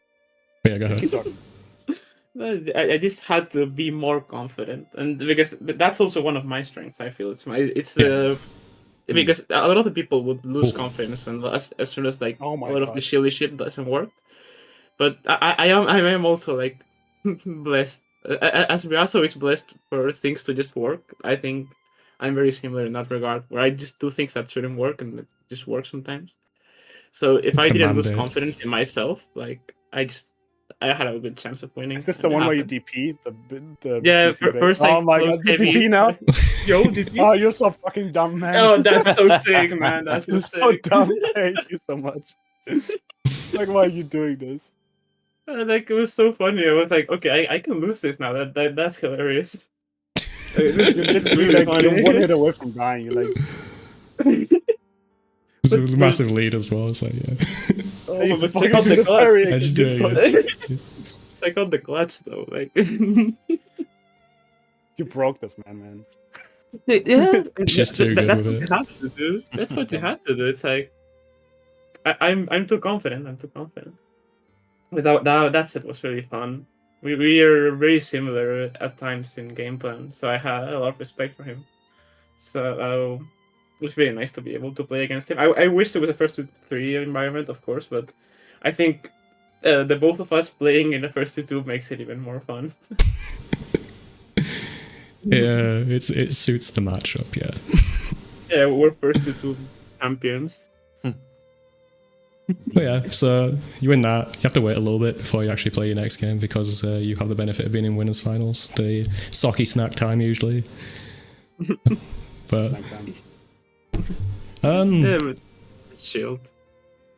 Yeah. So during that time, are you just like saying, watching the other sets, getting a snack? Yeah, I was just like watching. It's like I actually didn't eat like what was it, like this day? I think I had like a Kit Kat bar at the house before we left, and then I didn't eat. Yeah, and then I didn't eat until like top 8 finished. Like that's a stress sometimes. Yeah, I went like 14 hours without eating, and it's like, you know, not that much, but still. Just play it out. It's okay. Don't worry about it. But it worked. Like I just watched the matches, and yeah, it was really fun. Of course, a very high level gameplay. The 0 hour against Zenith that was super fun to watch because Zenith was just like doing shit, which that was really funny. But I really liked it. Yeah, just trying to like think about like what happened in the Goji against Salt set. So it's like how like it like not like a full bot review. Like I didn't watch the set back, but I did try to think in my head. I was like, okay, where did I see Goji get hit that I could get hit myself? Do you remember the conclusions you reached there? I mean, just don't UDP too much. Yeah. And like, I think that was the only thing. I think don't UDP too much and like, well, I think I can get into like my main game plan against Jira on radio. It's like, I think Jira is very similar to 2B, and there are a couple of characters that go by that same logic, where it's like, what I wanted to represent against Jira was getting hit at the right times. It's like, if you know when you can get hit, you can minimize her reward a lot. It's like if 2B ends in auto combo mid screen without meter, it's like you can't get hit against 2B and she needs to spend resources to get any like meaningful damage going. Yeah. And with Jira it's a bit of the same, where it's like, okay, I can mash on like far light pressure mid screen, like I don't really care that much. I can just like get hit by EX back into the corner, and like her pressure is strong, but as long as I don't get hit by like counter hit close heavy or something like that, they either have to spend Raging Strike if they don't have the Rekka, or it's very easy to control the pace of the match. Yeah, the most extreme example of that would be like Near Without Death. Like you can just go in and she can't really do a lot if she gets hits on you. Yeah, but why did I do that? Like I said, not DPing that much, and then like the first thing you do is DP. Of course. I mean, yeah, I don't follow my own advice. Okay, that's sick though. But yeah, like this match wasn't the best. I wasn't really sure what to pick. Like, yeah, I was gonna I've ask. never really liked this matchup even in base game because like I don't like playing this neutral too much because of how fast Jira is. She can deal pretty well with far heavy, I think. Like she can, and Salt was spacing really well around the far heavy. We had like some interrupts on far heavy second hit. Oh, that's funny. Especially in this current version of the game, where you can actually like first hit far heavy doesn't force proximity block the way it used to, so it's easier for characters with fast walk speed to walk out of its range and counter poke. Yeah, I always found like Seox fine against Bilal because of the walk speed, even more so now. Yeah, that happened a bit, and like I wasn't used to it since like my Belial, like it's okay Belial, but like it's still way worse than it should be. Like it's still worse than my Grimnir, like at this point. So what's the rationale picking Bilal going into the set? I think it's just like previous experience, because I haven't really played any Grimnir Jira at all. So it's like, well, this is just like the safest pick. Charlotte? But yeah, I think maybe in first to 2, I think I would have picked Grimnir game 1. But since it was first to 3, I was like, okay, this I can try some stuff. Makes like, sense. You can apply a lot of the, like even going to Rising. It's not like the general game plan changed too much against Cheetah, so you can apply general gameplay stuff. I was so shocked when I saw that. And I saw that like she got 5 view. Like I've never seen that before. I don't know if I just haven't played a comment. I don't play a comment. Like I don't. I'm surprised you've never seen that. It's like a pretty standard. Well, I mean, how many cheats do you play? That's the thing. I think the last time I played against Jira was when Arifu was playing her. Yeah. So that's like before Beatrix came out. Like I don't play against this character at all. So it's like I still had to implement some things. But at the end, I think the main thing that made me win the set was like, okay, just like just mash, like Just mash. the way, like Jira's pressure is strong, but like the way you have to play her pressure, it's like a lot of like fishing for late hits, maybe like Siegfried kind of thing, where you need those big hits to be meaningful. And I just picked Grimnir and mashed like super early on. Like I didn't mash at all; I just mashed early on, and they were doing a lot of like delay mash on offense, which reminded me of a certain base game Jira player, which was really fun. Like there, it's like fuzzy mash on the seals. So like later on, this combo stick. Later on, I just started it's like I haven't seen those before. The dash up into the JH.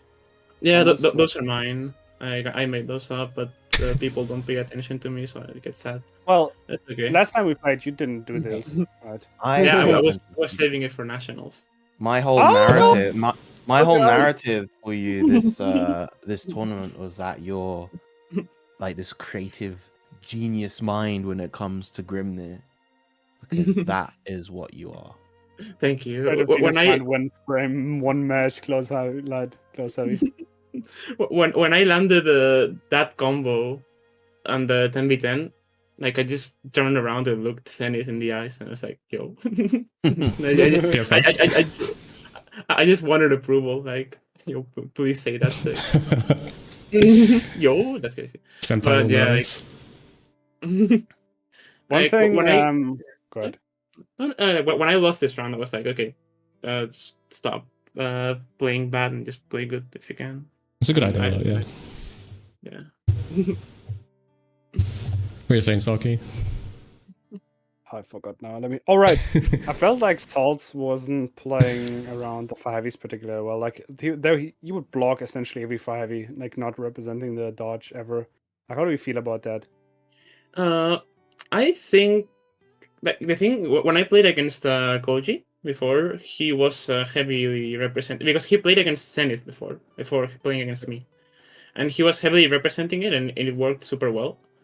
But against me, it wasn't working as well because I was doing like a lot of like dash 12 or things like that, which called out. I think like Koji got hit more doing it than he got hits from doing it. So like I think it would have been good to like represent as an option, but I think I would have dealt with it well. Yeah, it's not a game plan, and I think it would have messed some other people up more than it would have messed me up, so to speak. Oh, that's crazy. But it's like, yeah, like I think I could have dealt with it. Okay, it's certainly something that you do want to represent, at least so like the Grimnir player thinks more about it. But I also wasn't mashing as much bar heavy as some other Grimnir players. Like I was doing a lot of lights. I don't know. Like, I mean, I get it. I mean, it's not as much as every Grimnir player, but like you will see it a lot as well still. Yeah, like I kind of let you get away with a lot of like setups and stuff, like just setting up shit, like getting some space, like the 5-heavies on block into seals or into fireball or whatever. Yeah, one of the main things that I do like about this matchup, which was like on my thought process, was like, okay, Jira doesn't have a U fireball, like a traditional U fireball, so I can abuse the seals more because she can't like stop me from setting up behind the fireball. Oh, the drop here was pretty messy. Oh no! Yeah. If Fili called me rude for laughing because I was laughing my ass off. I think that was like Salt's downfall to some extent. They're playing so well, and like there'd be these completely like unforced errors here and there, which would like lead them to losing. And it was kind of sad to see. Oh, cool combo. The dodging, the what's it called, the record. That happened a couple times. I didn't see others represented at all. Yeah, I got some on like the medium Rekka, which is mostly base game experience, honestly. And I don't know why I spot dodged there, honestly. I have no idea, but it worked, so it's okay. Like Just there say, was alone like, in this okay, round, yeah. alone in this round, you already did like 3 heavies on block. Yeah. But it's like there wasn't any threat in my mind. It was like, okay, I can just like do it right now. And then like this kind of situations happen a lot earlier on. Where it's like in grand finals, spoiler from grand finals, like on Grimnir it was like a 2-0. It was like 1-2 on Lowain, then 2-0 on the Grimnir. Yeah. I think the main info that helped me improve on the Grimnir was like they were fuzzy mashing a lot. It felt a lot like base game Jira players, which were like super. How do I say this? Like correct, maybe it's like the way to go about it. Like people that try to play the game very properly. Well, that's it. Yeah. Yeah. But do it's the like perfect planning and like doing that. yeah, like very like fuzzy mash heavy, especially fuzzy mash because someone like Carrefour, for example, you also see very heavy fuzzy mashing. Like the most logical options in defense. Yeah, And ABC that's a very fine. good playstyle. Well, I felt like Salts was doing a lot of early mashes too. Like every now and then would sprinkle in like a very early fuzzy mash. Yeah. There were some, but there's a lot of things where I was like, okay, I can't get away with doing things like weird things, you know. I like doing just like I like delay shimmies. It's like okay, like that fuzzy mash, like it makes sense. But at the same time, it was something that I had to keep in mind for the rest of the set. It's like, if I wait a bit, they're probably gonna fuzzy mash. Yeah. So that helped me out in like a lot of the latter matches where I was just like, okay, just try to catch that timing and not die in the I process. love that one so much. That first maybe, yeah. First that far heavy counter it into the EX. Like the fire was just grazing her.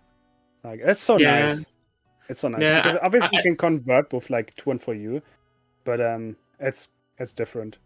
Yeah, that one's optimal. Like I try to be very aware of since the far heavy is something that you can just like let rock for the most part. Like you don't lose anything from doing normal hit, second hit, or like block string second hit. I usually just like hyper focus on the first hit, and it's like okay, if I get a counter hit, just launch them up instantly. Like and like from close it works even without counter hit, but if they're like I recognize the spacing, and I was like okay, I need a counter hit. That's why I was so impressed because like I know that like at that ranges you're not just getting that, right? And I know you're not just getting other conversions either from that range. Like you have to get that. Like you can go again, just cancel into 1 for you, but like you're not necessarily getting a good combo there. Yeah, I don't know if it would have killed. The other funny thing is like I didn't land the 2-1-4U 2H 2-1-4U combo. Like I didn't land it a single time this weekend, like that weekend, except that one. Like that's the only time I landed that combo in the whole weekend. What, the 1-2-8 into Raging Strike? Yeah, like for some reason I kept fucking it up, but then I decided to go for it anyways because like since the fireball hit spaced, they were higher up because it hit like later. So I had more height. Oh my god, you got kinda. This is where the DP. I got Twitter clip, bro. That's crazy. Yeah, it was a good clip. Like the main thing I thought about here, first I was like I laughed because it was funny. Like it was really funny. But the second thing I thought was like, okay, the worst thing I can do right now is to let this get to me. Like this doesn't change anything. I'm gonna ask you something. Yeah. How often do you get anti-air just like doing a fucking ass regular jump on this character? That's like super. Bro, I don't. Like, that's the thing. That's what the point I'm trying to make without like. That's what happens with Terra as well. It's just a floaty jump fucks people up. I mean, people, like, you would think, oh, my character has a floaty jump. I can't jump. I can fuzzy jump. Nobody anti-airs. Like, I mean, this is like a difference. When they see the 5U, they're like locked the fuck in. But if you do a regular jump, people get like so confused. Yeah, like the mental stack is cooked. Like you can't be aware of everything at the same time. Like it's so nuts, bro. And like you're not expecting certain characters to jump. Yeah, like sometimes Grimnir jumps, like Fairy jumps in, and like what's happening? Like you have to. You take so much. Like a grappler jump with as slow as like, it just comes down on you. You take so much time to process like what's happening. Like it isn't even in neutral, you have to be prepared to some degree for every option. And when sometimes something so strange happens, it's like you take so much time to process like what actually happened, even if it's something so simple as jumping. Especially if you can't just like 2H immediately because it's like so slow that you have to delay it. Then you have to like manually delay your 2H. That fucks up people, I feel. Yeah, but going into this game, it's like, okay, I got kind of like cooked last game. That was not. The last round wasn't great. But it doesn't mean anything. Like, the same way I lost that round, I can win another round. So like, I don't care. Just like play as if that round just didn't happen. Like, did you consider a character switch in between? Oh, you were sticking with Grimnir at this point? Nah, I was full on Grimnir. Like I was so confident about my performance in the first rounds. Whereas like, I have no doubt that my Grimnir wins this if I play it properly. Yeah. Yeah. Like, if I just like, I knew very well what had happened those last sets where I had just like how I got hit. And it's like, okay, I can avoid that at least for a match. And for like a first to one format, I'm pretty confident. Then I landed the funky ass mix at the end here and did like 50%. I was okay. Oh, yo, second tier. Nice anti. Yep. Yeah, and then I got the 50-50 the JL mix, and then he died. And it was suboptimal because I got like close light after the thing. Like, I could have done even more, and I did close medium too. Close medium too. Yeah. Oh my god. Yeah, and it's still killed. I mean, it's still killed by a wide margin.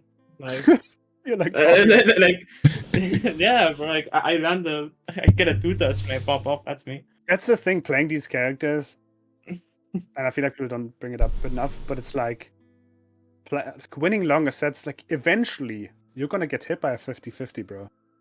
And then it's over. And like, even before, like with Nier, you would see it a lot of the times where people can get out to like last game was Nier, but then in that last game you get hit by the 150-50, and good luck coming back from that. I mean, and even like dying from it anyway.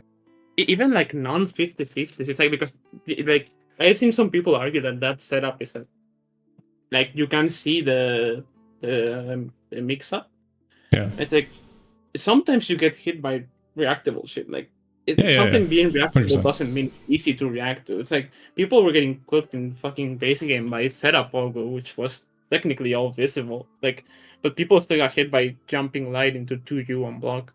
And it's like, you can't expect people to be like how do I say this? Like, perfect robots. Yeah. Like, if you're 2-2 last round, you're gonna make a mistake. Finals. And that mistake costs you your life. Yeah, and it's like something can be reactable, but still be like very hard to react to. It's like at some point you're gonna get caught by it. It's like if you say like, oh, you shouldn't be getting hit by Narmaya X-Flip because it's reactable. It's like, sure, but at some point you're gonna fuck up. Like, that's something that you have to be realistic about. You can't just say like, oh, this setup is reactable. Just don't do this. It sucks. Like, no, like at some point you're gonna get hit, and even then it's like. It's gonna happen at some point, like, and it happens. Results there, and it's like the pressure can get to you, and then sometimes you just mess up. Yeah, and the amount of setups that are into it in the first place, it's sort of like you're not going to be aware that it's taking place until it's too late, and then at that point you're not going to be ready to react to it as well. Yeah, they're not linear at all. Like, Grimnir setups are very wide in what they can do. Like, from there you have like of course the high-low is layer 1, but then you have like. He can dash down on the seal and then do like shimmy from there, like BC bait, because a lot of people BC after the 50-50. So it's not like it's just like a high-low guess like reaction check. No, it's like it's a whole ass mix-up. Like, a lot of things can happen there. I did like when it cut back to Virum, he couldn't contain his happiness for you winning that set as well. So that was really nice. Had to hit the Grimnir win pose, you know how it is. Yeah, that was very cool. I hit the hand over the eye pose a couple of times that weekend. Nice. You gotta do it. If you're playing that character, you have like a license to do it. So yeah, just gotta feel yourself sometimes. But yeah, I don't know. Like, I mean, we talked about the Koji Patapon mirror, which was very interesting, and a little bit about like the previous games as well. There's the Riazza versus Zenith. Kind of, you can maybe put it down a little bit too. Seahawks going into Grimnir well, and Grimnir players being uncomfortable in that matchup as well because of that. But that was a pretty interesting one, like watching it. But yeah, after you beat Salts, like, who were you expecting to face in grand finals? Was it Salts again? I actually had no idea. Like, actually the person I wanted to face the least was Patapon, because it's like I've beat the other two already, so it's like if I can stay in my comfort zone, that's way better. Yeah. Like, I didn't want to play Patapon, and so the Patapon lost, and I got kind of like comfortable after that. And I was like, okay, Salt Riazzo, I'm not sure what's gonna happen, and then Salt is like, wow, like that set was, wow, that set was very fast. Like sometimes it happens, honestly, it happens. Yeah. Like, Most one-sided set of the top 8, which is kind of crazy that it would happen in losers finals. Yeah, I think you started with like a double perfect as well. you know, that performance was something else. Like that was very, very, very impressive. Everything went get right. frozen right there. Well, like, they get beat. Yeah, it didn't work for you. Worked for Salts. It made me feel a lot better. Like, it's okay. I'm not that bad at the game. It's okay. Like, Your dog is bro stumble. It can happen to anyone. But no, like this set, I also wasn't like. I think some people would have been more scared of Salts after this set, like being in the grand final seat. Yeah. It's like, oh my god, like I didn't feel like this performance was any different from the one that Salts had against me. So I just felt kind of the same. It's like, I think like this is what would happen if I wasn't as careful with my risk reward management, which made me focus on it more during grand finals. Because I think a lot of what happened here was just like, it's a lot of delayed meters and that kind of thing. Yeah, like there, for instance, like a lot of like close heavies on counter hit and like big hits. That's funny. Where it's like, okay, just don't let that happen. That was something. But yeah, like this was the possibility that I know could happen against me if I wasn't like, just be careful. Like if I wasn't careful enough, then this could happen. So I just had to be careful enough not to get hit by big things. Yeah. And I did for the most part. For the going into the grand finals, I was going to go ask around the room what they expected Usagi to do going into grand finals. Virum, did you expect the Lowen to come out? Or did you expect the Grimnir to still be there? No, I did not. It's that thing of like, I didn't expect the Lowen to come out, but also I should have expected something because it's Usagi and she loves keeping us on our toes. But also, yeah, like the thing is, I watched Usagi's Lowen and it's different from, and I'm pretty sure we've talked about this before, Usagi, where you play Lowen like a good player, not like a Lowen player. Wow. But like the Lowains, like our good Lowains have been getting fundamentally better at the game, but they are Lowain players getting better at the game rather than good players getting good at Lowain. And I think Usagi is because you can tell from the way that she makes use of tools, the way that she sits at certain spacings, the way that she like very intentionally uses like Bone Wheel for spot dodges and stuff like that, rather than just kind of, you know, doing a more typical Lowain flowchart. It's more comparable to someone like Incendiate, but also like it's the way that Usagi plays the game. Yeah. Yeah, what are you gonna say about Usagi? I think for me, like the best Lowain player in the world is still Shio. I think Shio. Yeah. He's my inspiration to play Lowain. He played earlier in the Debagame tournament and had like a game 5 set with rookies, and I was like, that was very close, honestly. Yeah, like the way Shio plays Lowain is the way Lowain should be played, because he's like, so good. He's Yeah, so good. it's very streamlined and efficient. It's like he does a quick, concise pressure string, and then he just sits there and waits and reacts to you pressing in the corner, and then he throws Bone Wheel. And if you trade, he gets a massive reward. If you block it, it's still his turn and you continue pressure. If you spot dodge, he gets a 6XL punish, and it's just you kind of just run that.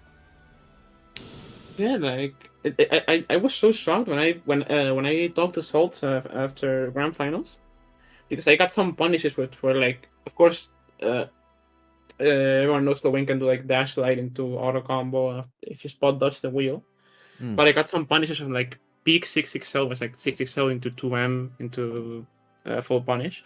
Yeah, And they were like, "Oh, I've never seen that before." And it's like, how? Like for me, this is the character. Like, if you're not doing this, you're not playing Watching Lowen. Bro Wheel into getting punished. Like getting a 2M punish from like max range, like getting dash light into 2M at max range. It's like, oh, I never got punished at that range. Yeah, you know how you get like more He's never had damage a on Lowen like. that did 6XL into 2M. No, but it's Yeah, not like like not like that combo in like the edge case 6XL where you get the extra advantage to be able to get the 2M. Yeah, for like punishing from like max range, and it's like 6XL. That's game. yeah. No, but at least it's plus. like, if it's max range, then it's like you can be +7, +8 as well. Yeah, but it's like this should be something like this. To me, this is the character. Like the character is all wheel. Like just do wheel every time. Just don't do HPA. Like HPA is a broken combo super, but it's not. Iggy sucks. You saw if you It's again gotta talk it's similar about to like. Sorry to interject real quick. It's similar to Siegfried actually, where I think a lot of what he needs to do now is space 6XL into 2M, and like trying to combo the 2M from his 6XL. Because the way that the active frames on his 6XL work is that like it's relatively easy to space to the later frames of it. Yeah. Yeah.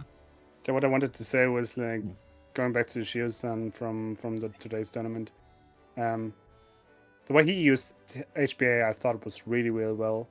That was the thing I mentioned like long ago, where it was like that super rook can be used really well defensively, right? In a way that just like every other character, like how a fuzzy jump, like let's say a Cagliostro fuzzy jump or Charlotta fuzzy jump can punish a throw attempt. You can do the same shit with HPA, man, and that's like it's safe to do.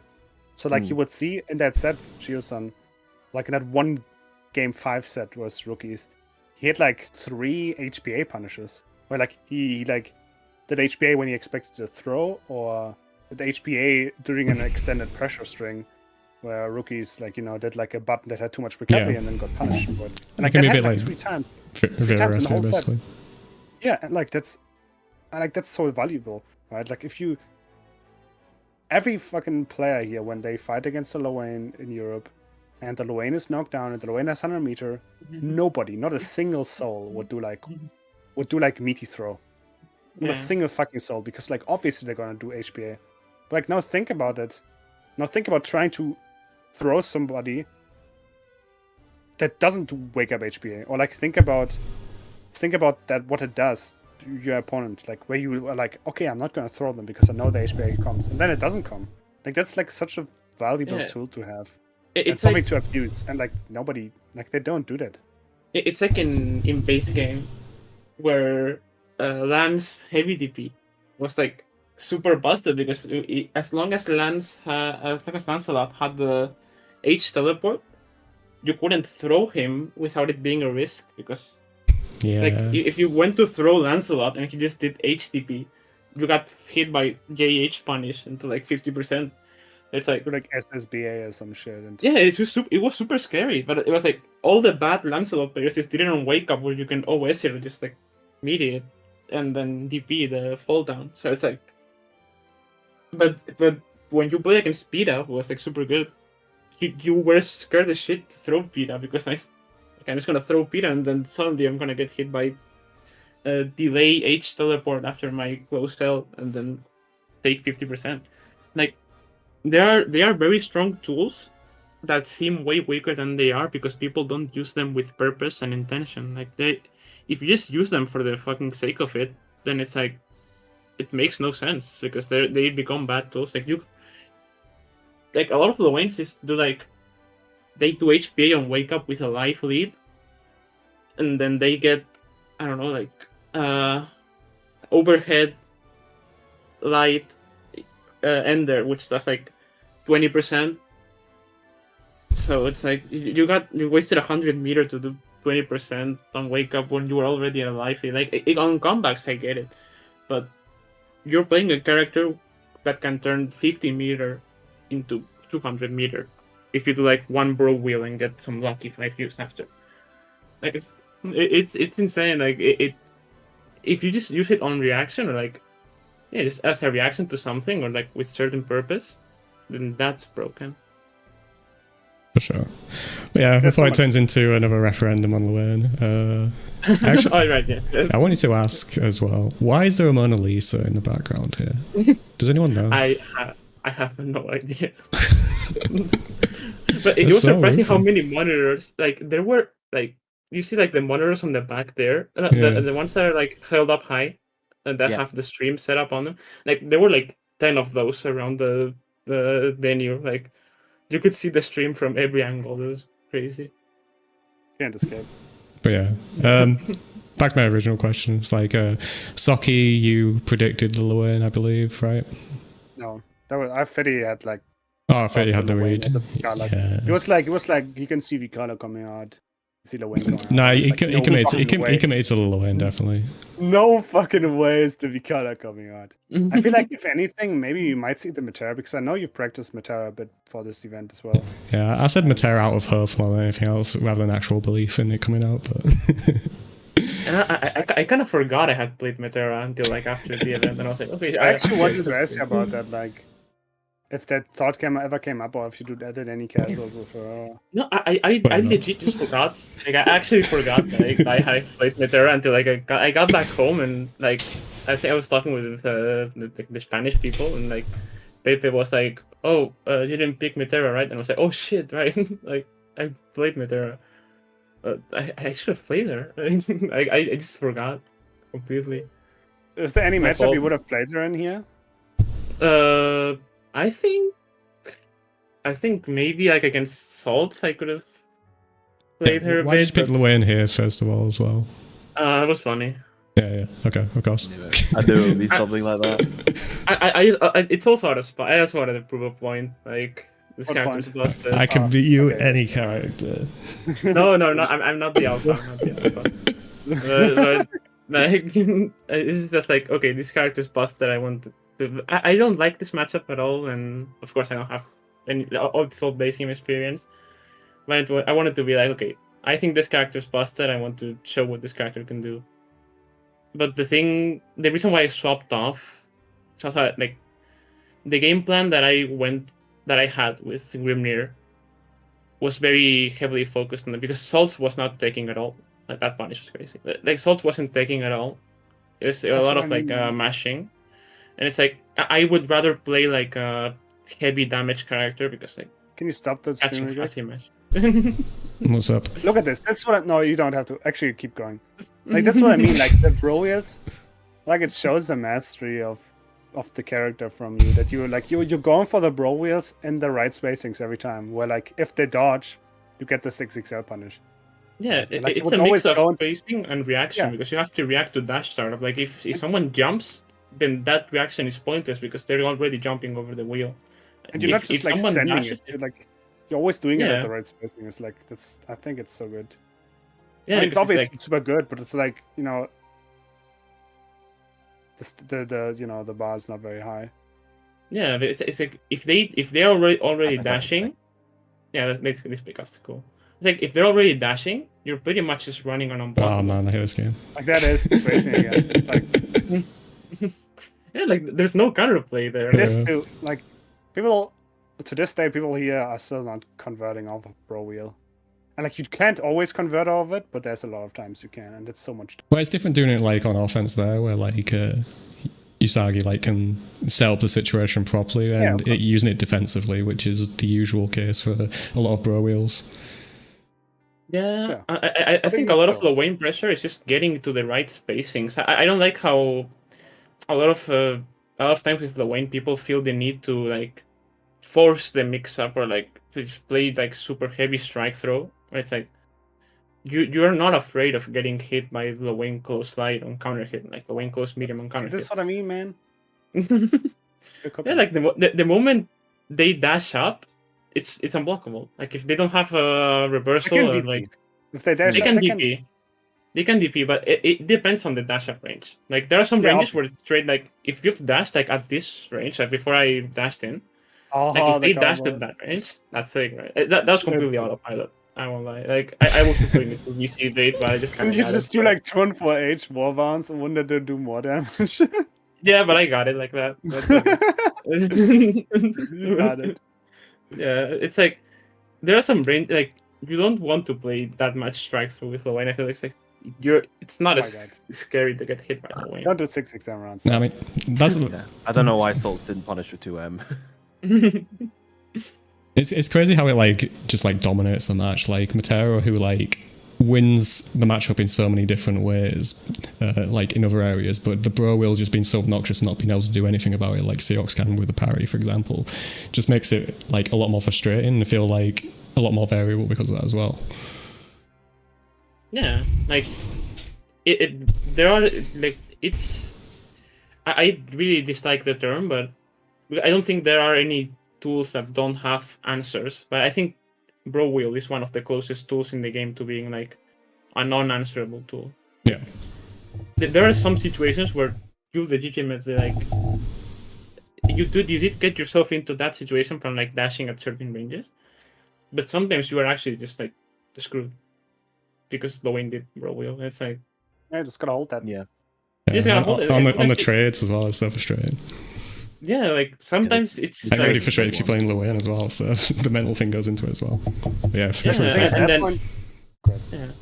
like you get wheeled, and like some people do try to go in after the wheel. I don't think that's right either. Like if you trade with Luan with wheel, like he should get like 3-5 views, and if you're unlucky, like the round is gone from there. Like the round can vanish the moment Luan gets like spaghetti parfait into some dumb shit. Like that RNG is so meaningful. Like you can't lose the round from like trading against the 5-frame bro wheel. It can't happen. It's like that's so strong. But I didn't play the best. I think like I don't think my mind was too on the win. I think the win's actually difficult. You played really well. And I felt like game 2, round 2 is where it kind of like. She tried the pixie. Kind of we tried it. I wanted to give some love to the EU wins. When this happens, it's so nice. When like they hit you out of the bro wheel and bro wheel doesn't come out yet. I'm so sad about that. That's so.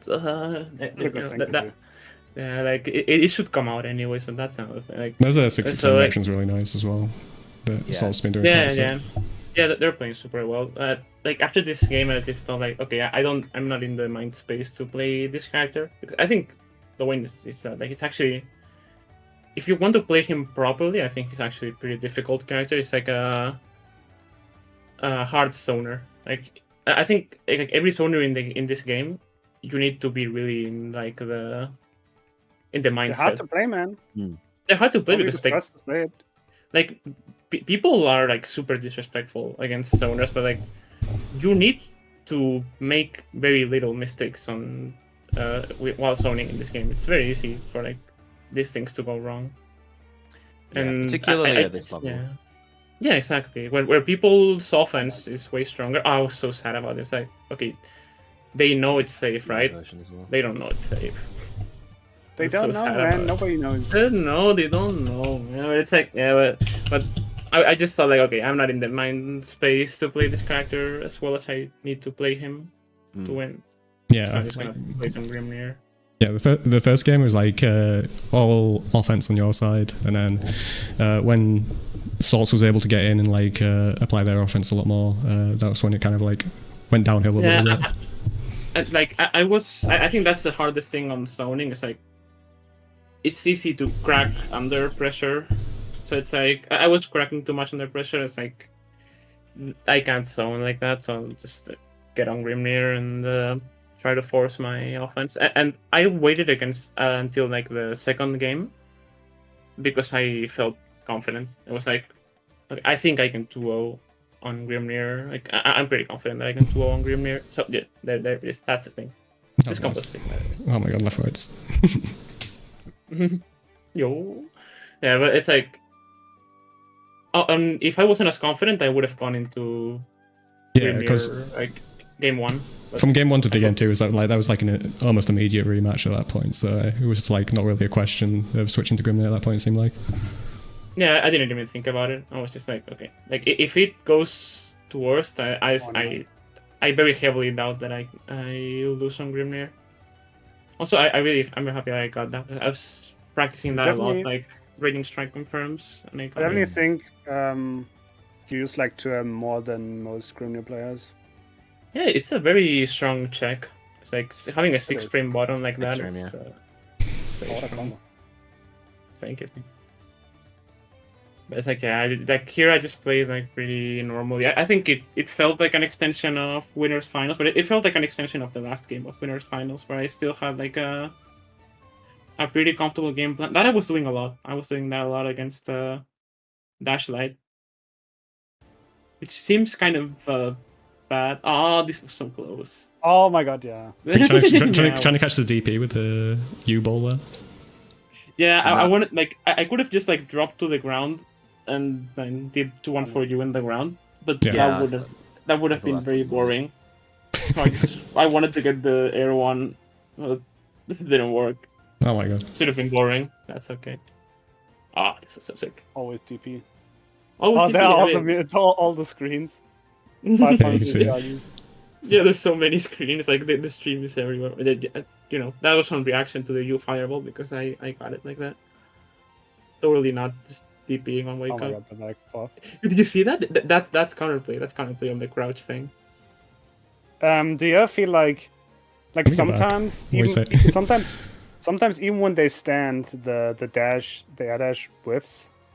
You have to go back even further now. Yeah. Sometimes when they stand, the dash whiffs. Is that something you do intentional, or is that something that you do on mistake?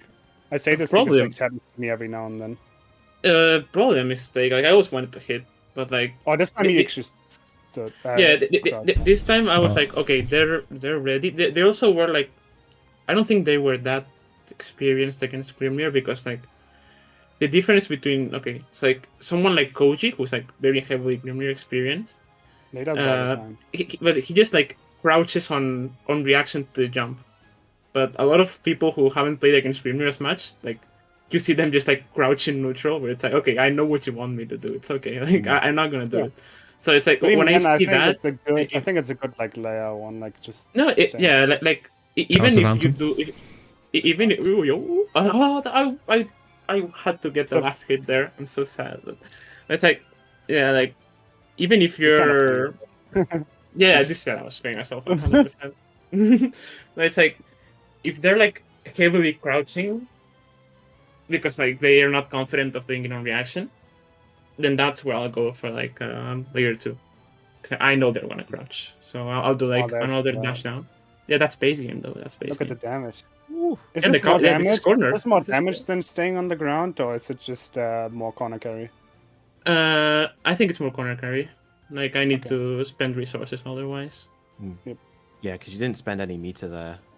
Yeah, no meter, no raging strike. That's very good. I Also, really want to like ask that you run. about like sometimes you're doing this thing where like you do like neutral jump J to do H instead of doing the grounded to do H. Is that just Yeah. because you're like hoping to like dodge a fireball, or just like a Yeah, distraction? mainly just dodge a fireball, which in this matchup doesn't really make sense because she doesn't Yeah. have a new fireball. But I think just like that's autopilot. Yeah, Oh, now I'm gonna fuck up. Oh, okay, please. Oh my god. Whoosh. don't look. I'm gonna get the 2M into the Superman. Oh yeah. Okay, I want everyone to know. Okay, I do easy inputs for combos, so I get like I do like Oh no! I do 2M into easy input TP, so I get the 2, 3, 6 and easy yeah. input, so I get a super. So that's what happened there. I'm not that dumb, but here I get like the 6 thing. Yo. Yeah, you, Oh my you, god! you went for the 6XM to make up for the drop, right? Yeah, like all the fans were like crying at home, so I gotta give him some. Go pick him back up. Yeah, exactly. And you got the loser hug I as got the well. hug. That was it. It's also very sweet, very wonderful person. Really happy about it. So yeah, it's just wonderful people around.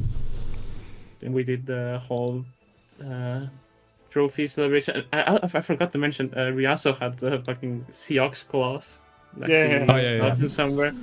And he hit the fucking Seahawks pose when he got on stage. That was so sick. Yeah. That was crazy. I like that. I like that one. I'll try to bring a spear for my first tournament next year. I want to talk a little bit about like Pretty difficult. things, like the food, for example. Oh, the food was Do you guys wonderful. go out to eat with the Grambler, with the NorCal group games? Mostly with like we were like the people from our Airbnb plus like Aaron and Kevin, Redeemer also. Yo, Gush's Redeemer? Yo, but we went to like a taco place which was wonderful, extremely tasty.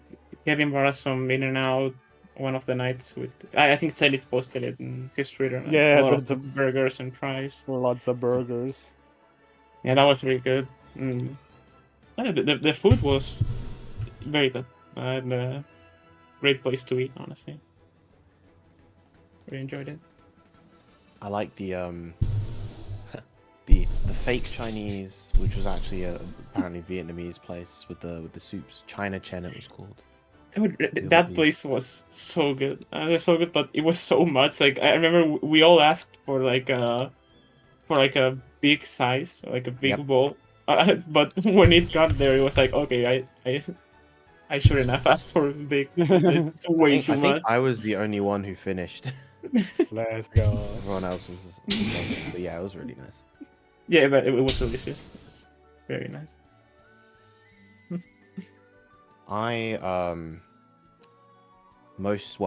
on the Saturday and Sunday, I believe, in the morning when when schedules weren't lined up, I went to this breakfast place called Whispers Cafe, which was like about 6 minute walk from the venue, and that place was really nice. They had a good variety of things there. I had like eggs and sausages and on the first day, and then I had crepes on the Sunday because I didn't want anything too heavy on the Sunday. Yeah, definitely. That's one of those places where if I went back to, let's say I'd go back to Slashback again, or just another event in San Jose around that area, I would definitely go there again. Sounds like you got better eats than we did. Well, I have a good food radar. I've had a good food radar for years. So I'm saying you're picking out places that have. You're not going for Chick-fil-A like 3 times in a row? I mean, remember back in Head Stomper 2023, who was the one that recommended we go to that steak place across the street? And I then we assume all it was had you. that. Yeah, it was me. I led everyone there. Hey, it didn't kill me with gluten, so I'm happy about that. Yeah. Anything that doesn't kill him is good. Yeah, that's like 10 out of 10 for me. If it doesn't kill me, it's good. Then will come again. Yeah, it can be annoying, like, when you're in America, there's a lot of places where it's, particularly in a state like California, it's just annoying to navigate because that state predominantly is designed to be navigated by car rather than by walking or by some kind of public transport. So getting to places is annoying unless you carpool with people. Yeah. But there's plenty of good places to eat in, well, every state really, as long as you know how to look for things. Yeah, sometimes you gotta go out of your way a little bit, but which I mean, sometimes you can't afford to if you're like a very busy weekend. But that's why I like some of the like less busy days on these weekends. Sometimes like taking an extra day to enjoy the time, get something to eat. Yeah, that's probably one of the benefits of going to like one of these community orientated ones where there isn't like cool tour points on the line. But even if there were, like you'd still be able to do those types of things, whereas like the finals was like kind of like an intense 3 days for the people that were there. Yeah. A lot of it's just around like playing the game and like aiding the people who were playing the game and that kind of thing, so can't go out around as much. Yeah, I don't know. We got over the top 8 at that point. Usagi, very impressive. Probably the only person who would like be like, I'm going to have fun in grand finals in this tournament where I've been flown out and like I'd had to travel like 40 odd hours to get to. Literally built different. That's what games are for, right? I mean, as much money as they have on the line, most of us are not going to get that, so might as well have fun with it. So, exactly. That's what it's about. That's the true spirit of Christmas / fighting games. This is why I should have to loss. I mean, but no, I also am very happy that, like, you know, even if it doesn't matter as much to everyone else, I also really am really happy to be able to put some. Well, it's two sides. One of them is like the communication between communities. I'm very happy that there can be clear communication, because it's like I hate it when you go to NA. I talked to this about this to a lot of the NA players, and it's like you go to the NA discords and NA people are like, oh, EU people are so and so, and then you go to the EU discords and people are like, oh, NA people are so and so. And it's like, Yeah. what are you talking about? Like, you don't know any of these people. Like, people just have like the weirdest regional biases without knowing anyone. And it's like, we're all just fucking normal people playing a small fighting game. Like, you might as well just like get along. Like, we're not that many people that we can be toxic between regions. Like, Yeah, go play Tekken or something. yeah, like if you're playing, I don't know, fucking League of Legends, then sure. I mean, and like we're like 50 people in EU, bro. Like, we can't afford to kick anyone out. It's the same way for everyone, and everyone's so nice. Like, we can't afford to be like divisive. It's so dumb. It's pointless. So I'm really happy to be able to talk with it. I think there's very little of that in the first place. Like, there's like casual talk in Discords where people kind of like stereotype certain regions, and you know, I've probably been guilty of that, as well as like most of the people here as well at some point. But at the end of the day, like compared to a lot of other communities, like everyone's like a lot nicer and gets along and that kind of thing. But yeah, I don't know how I was going to conclude it, so Socky can say what he was going to say. Ironically, it was like one of my favorite aspects of the finals, like the vibes and everything, because like, you know, going into the finals, like never having met a lot of these people, not knowing how they're going to react, how people are going to, you know, treat each other. But like, again, like I said, vibes were immaculate. Everybody was having a good time. People were enjoying themselves. And that's, you know, that's what you want, bro. It's like, again, like Usagi said, with small game. Not here to make enemies. Do a little bit of just enjoy yourself. And everyone that I've met was wonderful. Like, not a single exception. Like, everyone except one. Socky. Socky was secretly a Slashback. Oh, it's a Slashback, yeah. But it's such a blessed experience. Like, you just enjoy, and also, I anything I can do to put respect on EU is very. Yeah, we need someone to carry that weight. No, like it's people here are they're so fucking good. Like, I can't. Everyone in this region is so strong, and like even if I won Slashback, like I still get hit by like, I don't know, fucking space on ranked, and I lose to space on like skill or Socky or Fidisen or Dudeakoff. Like, I can lose. Like, we have a lot of strong players here, and I want them to be respected by everyone. So this is not like, I don't care if I get respected, but I want everyone else to be respected, because we have a lot of strong players here. That's very similar to Socky. Yeah, I said the same thing at the finals. Like, they don't know, man. They don't understand. So, like, when I join Wanted and I have to go to like space and skill and Fiddy and you to like win, they don't understand, bro. This is a struggle. And these dudes are all like top level, like not just top world level players, right? That's gotta put some respect in their names. Like, just put some respect. Like it, and I know like 10 people in EU who could have got that first place if they play at their best.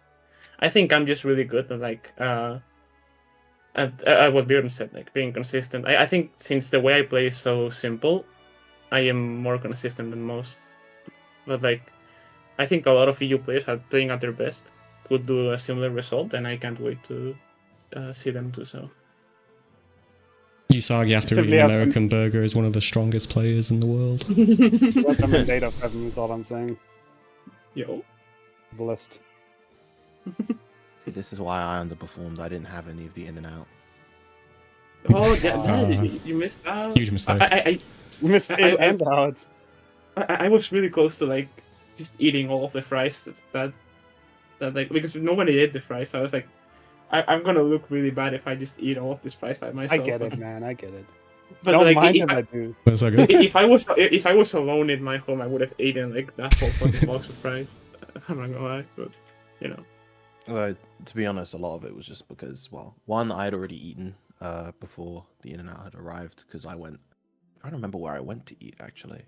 I definitely had something different to you guys, because I wandered off in my own direction, which is force of habit, because I travel to all these events by myself, so I tend to just, like, march at the beat of my own drum all the time. But yeah, no, I had In-N-Out like years ago when I first went to California. This was back in like, well, it wasn't actually when I first went, but this was back in around 2017, and I had it, and I was like, yeah, I've tried this. I don't need to have it ever again, and so that's part of the reason why. Yeah, I mean, it was okay. It's not the best burger I've had, but it was a good one. There was a lot of them as well from the Zenith pictures. Yeah. I mean, we did even out to like one per person at the end, because like Redeemer and Kevin were there, so we have like 9 burgers in total, I think. Redeemer seems like someone who could eat a lot of burgers. We got one.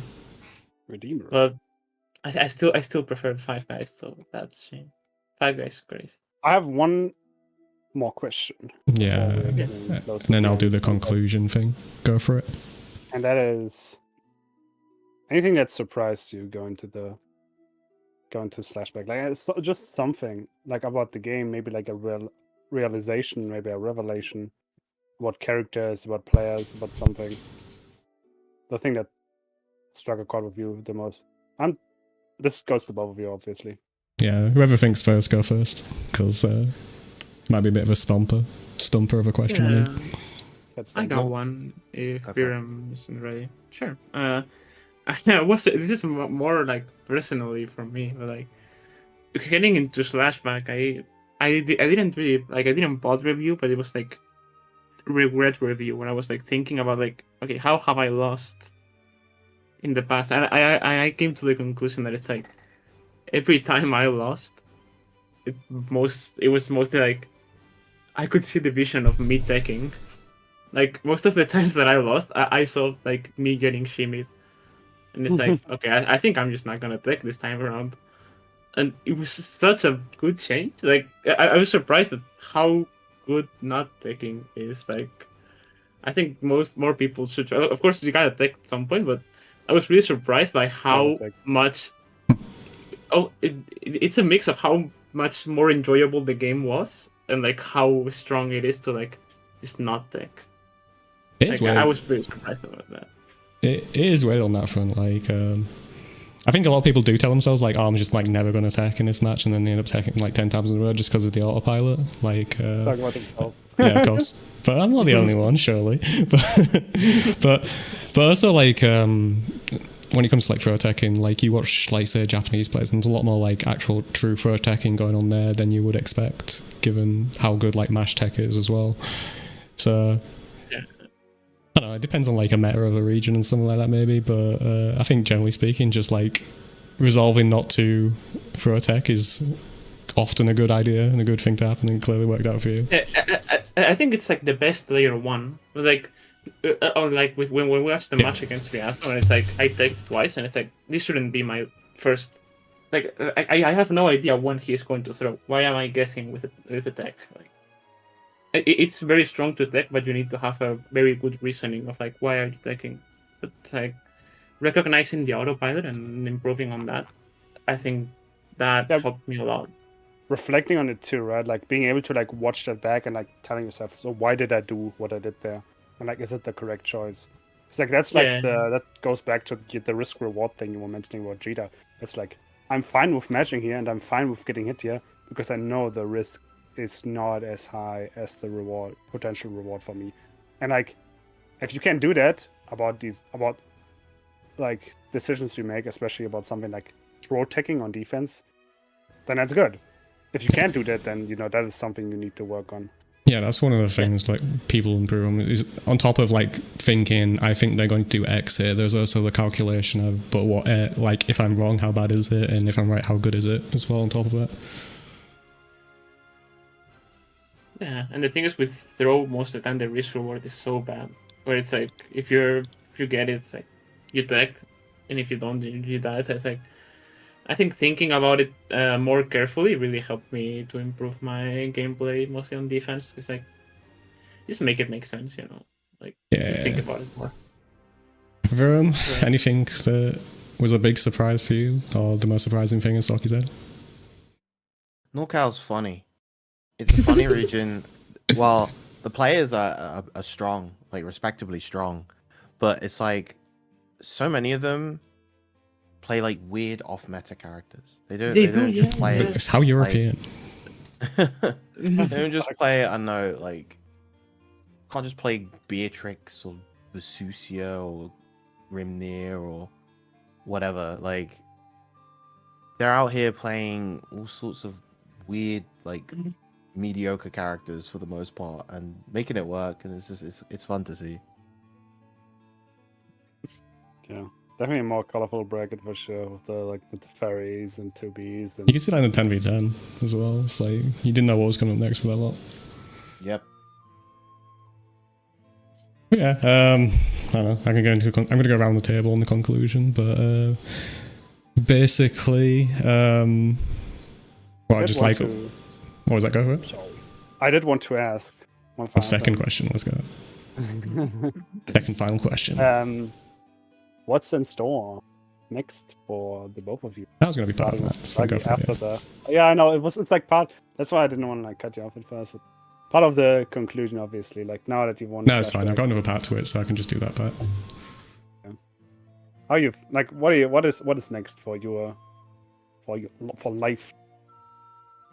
Not much, honestly. Like at least for now, I don't have any main intention, so I'll probably do the same thing that I did last year for World Tour. Like I'll maybe travel to some Platinum events as like something to do. Like I don't have any intentions of qualifying, like any heavy intentions of like qualifying, because like that's not what my life is at the moment. Like I am just like just gonna focus on some like the stress of tournament is so big. And right now I'm just just trying to move things in life, so I'll probably just be like chill for the most of the year. What about Fatal Fury? Are you gonna like try to play like any of that on a competitive level, or is that just gonna like, come around with friends? I think like competing as a whole, I'll probably just be on a bit of break and for a while. I think what Slashback also showed me is like, when we talked about preparation, as you saw, my preparation was very mediocre. It's like I only played like 2 long sets and mostly just played rank, which is already something that I do out of habit. So it's like I don't think that I need to be. I'm very low maintenance, so like I'll stick around. I'll like play from time to time, just have fun, and I think I can keep most of my level regardless. So when some events come around that I want to just hang out and like hang out with the community, because I do love the community, I won't be like super try hard, but I'll just play my best and like try to enjoy myself. And with Fatal Fury is the same. Like I play because like I love fighting games and I love the people that I share fighting games with, but not as like a whole live thing where I have to compete. That's nice. I mean, Yeah. you probably just gonna go to like one of these plat events, like win it, and then just casually win it, and then. Yeah, it could happen. I could qualify at 100%, any yeah. point. I mean, it's close on the Kayana Cup as well. Like I don't have anything to lose. Like if I qualify, then that's sick, and if I don't, then I don't really care too It's much. gonna So be- I'll just do that. Yeah, I mean, seeing you I think at Evo France would be really cool. Obviously, it's still gonna be like a big time until then. But I think just being at Evo, I know, like for me at least, I know that like just want to be there, right, for the first Evo in Europe. Not sure if you like have plans for UFA, but again, it's still like what 4 or 5 months away, so definitely still Yeah. something one can think about later. That being said, for Virum, what are your next events gonna be? I can't disclose what my next event is going to be. Holy I shit. can disclose that I'll be a head stomper at the end of May. And then in terms of stuff that I'm going to try to get to, Evo Vegas and Evo France. I want to try to get to both, but that for me hinges on, do they want me for commentary? The answer will likely be yes, but I can never say for sure. Particularly with Evo Vegas. Evo France, Evo France I'd go to regardless, but I think that's a very confident lock because it's not expensive for them to get me to Nice compared to getting me to Vegas. Beyond that, UFA this year for the first time is a maybe, in part due to Evo France. I'm not sure if I want to do like France back-to-back. But the other one that I want to try to get to this year is Clash of the Olympians. Since Oh, it's interesting. Right towards the end of the year, yep. In November. Great Although I do have a friend's wedding in November, so I need to double check if it clashes with that. Clashes with the Clash. The Clash of the Clash of the Clash. Olympians, yeah. Is that primarily But, yeah. because of like visiting Greece or something like that, or? Yeah, I've never been to Greece before, so I'd definitely like to go. And yeah, it just seems like a fun event. It's at a nice time as well. Just Yeah, isn't it in the November club? I feel like is there's nothing really else there. So Yeah. Yeah. Aside from that, sadly I don't think there's too many European events that I'll be able to get to otherwise. Partially because I'm a freelance contractor, so anytime I take off work is money that I'm losing, and I need to, I Need money to live. do need money to Whoa. live, and also just like the nature of my work means that if I'm not there, then like, animation work for the game slows down for that week, and I always feel a bit bad. So I always feel a bit bad like when I take time off work, even outside of money, and my colleagues and my lead animator are always fine with it, but I'm always like, I want to make sure that our game is as good as it can be. That's so nice. I'm the complete opposite, but that's really nice.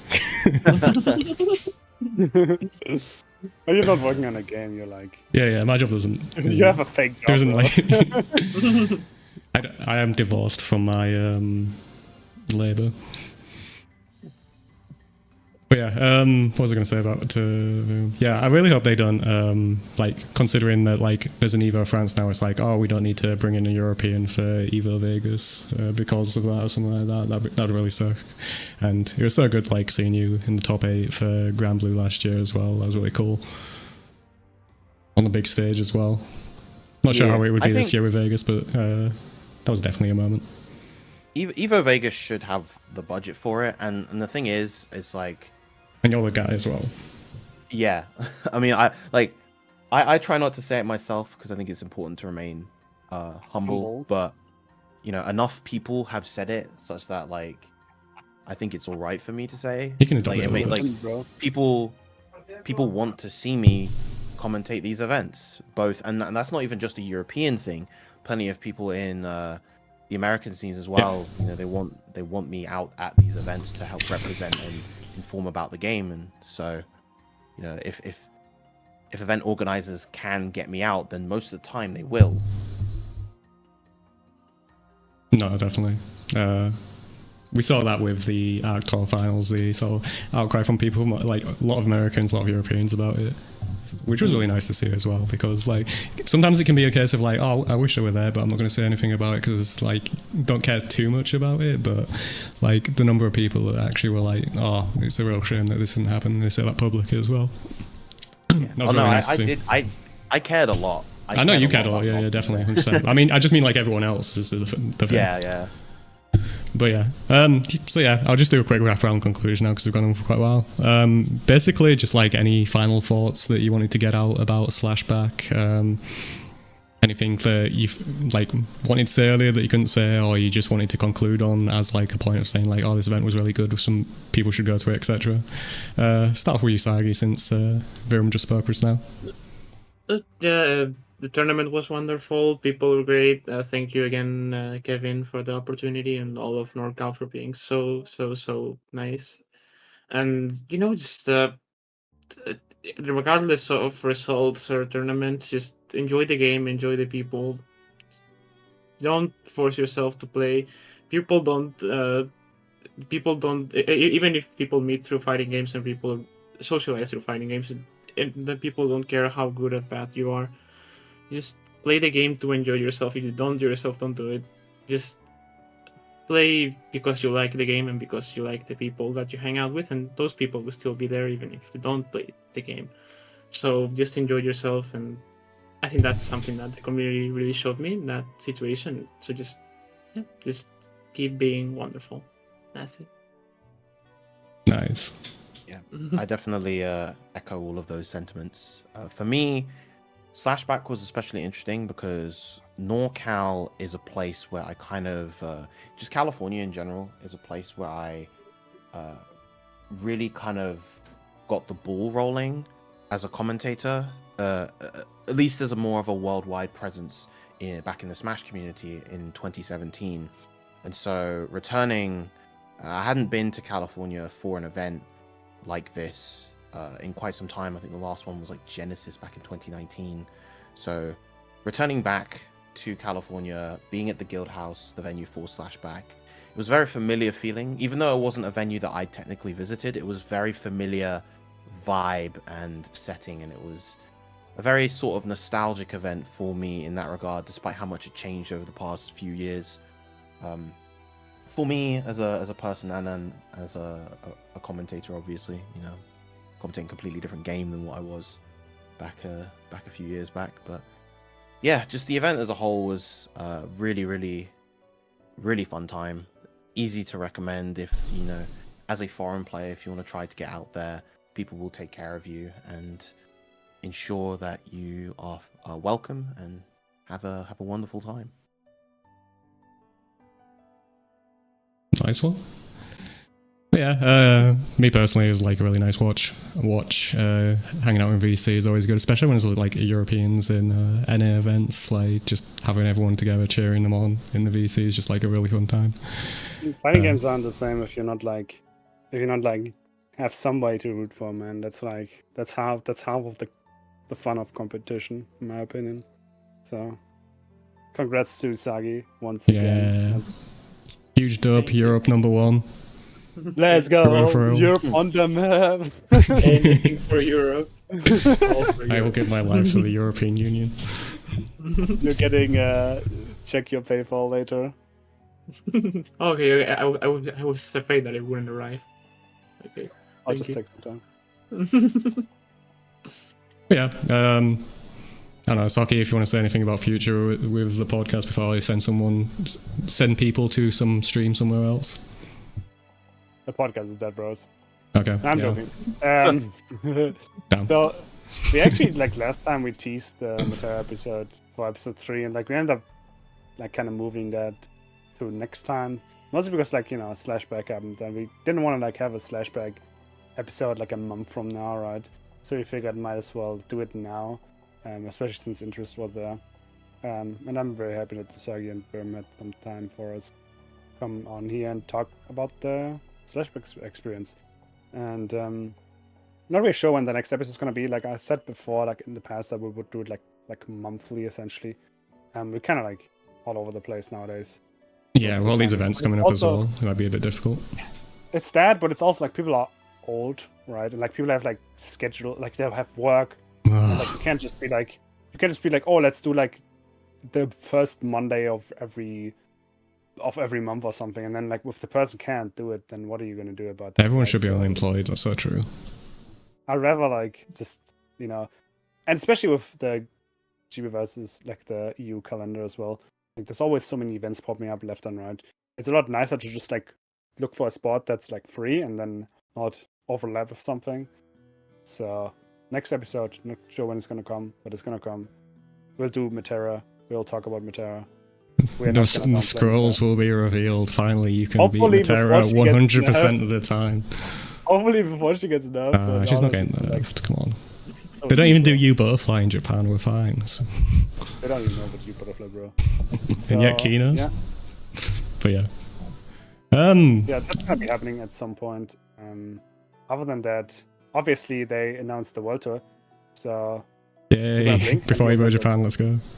Evo Japan is gonna be in 2 weeks. Brussels is gonna be in 3 weeks. There's gonna be a lot of events, a lot of gaming. We might see like another watch party happening, like for Evo Japan especially. Like some gamers of us are there, like Default and Pixie. Yo, Default. And Mention. who knows, they might like I can Necron. see like Necron of course as well. So they might like drop Oh, some apologies. early. So yeah, definitely keep it up with the Grand Blue. Yeah, keep playing Grand Blue or whatever. Anyway, I'm trying to find the channel. There's not a lot going on at the moment. I mean, It's a Bree sign. I'll read Bree. you could rate Riri, you could rate Khalil. Khalil's on a screen, which suggests nothing's happening for a while. Oh really? Okay. No, Khalil is doing the exhibition. Oh, Is that? It says it's a. Oh, it's at 1 p.m. I thought it said 11. I'm stupid. Anyway, I'll send you Khalil on. Whatever. That's fine. Yeah, he rated us last time, so send I him mean, some yeah, love there's a then. lot of back and forth there. That's fine. I will do Yeah. this. But yeah, Especially thanks for since it showing. Just went live, so Yeah, it's actually just starting. Look at the actual stream itself. So that's cool. But yeah, thanks for joining us, Usagi and Virum. It was a significant time commitment, but I hope like you had a good time like recapping what happened at Slashback and your experiences there. I had a good time like talking about it as well. A lot of insight into Yeah, matchups as well. I Thank you for hated having it. Oh, well, next time will be good. Don't worry. It was great. yeah, wonderful. Thank you for having us. Thank you so much. Yeah. And thanks to the viewers for watching. Yeah, we'll see you next guys. time. And I will hit the red button. Four. Oh. What do you say? Send them away. Yeah, go away. Leave. We don't want you here anymore. Bye. For the wolves. They're gone. Please stand them. I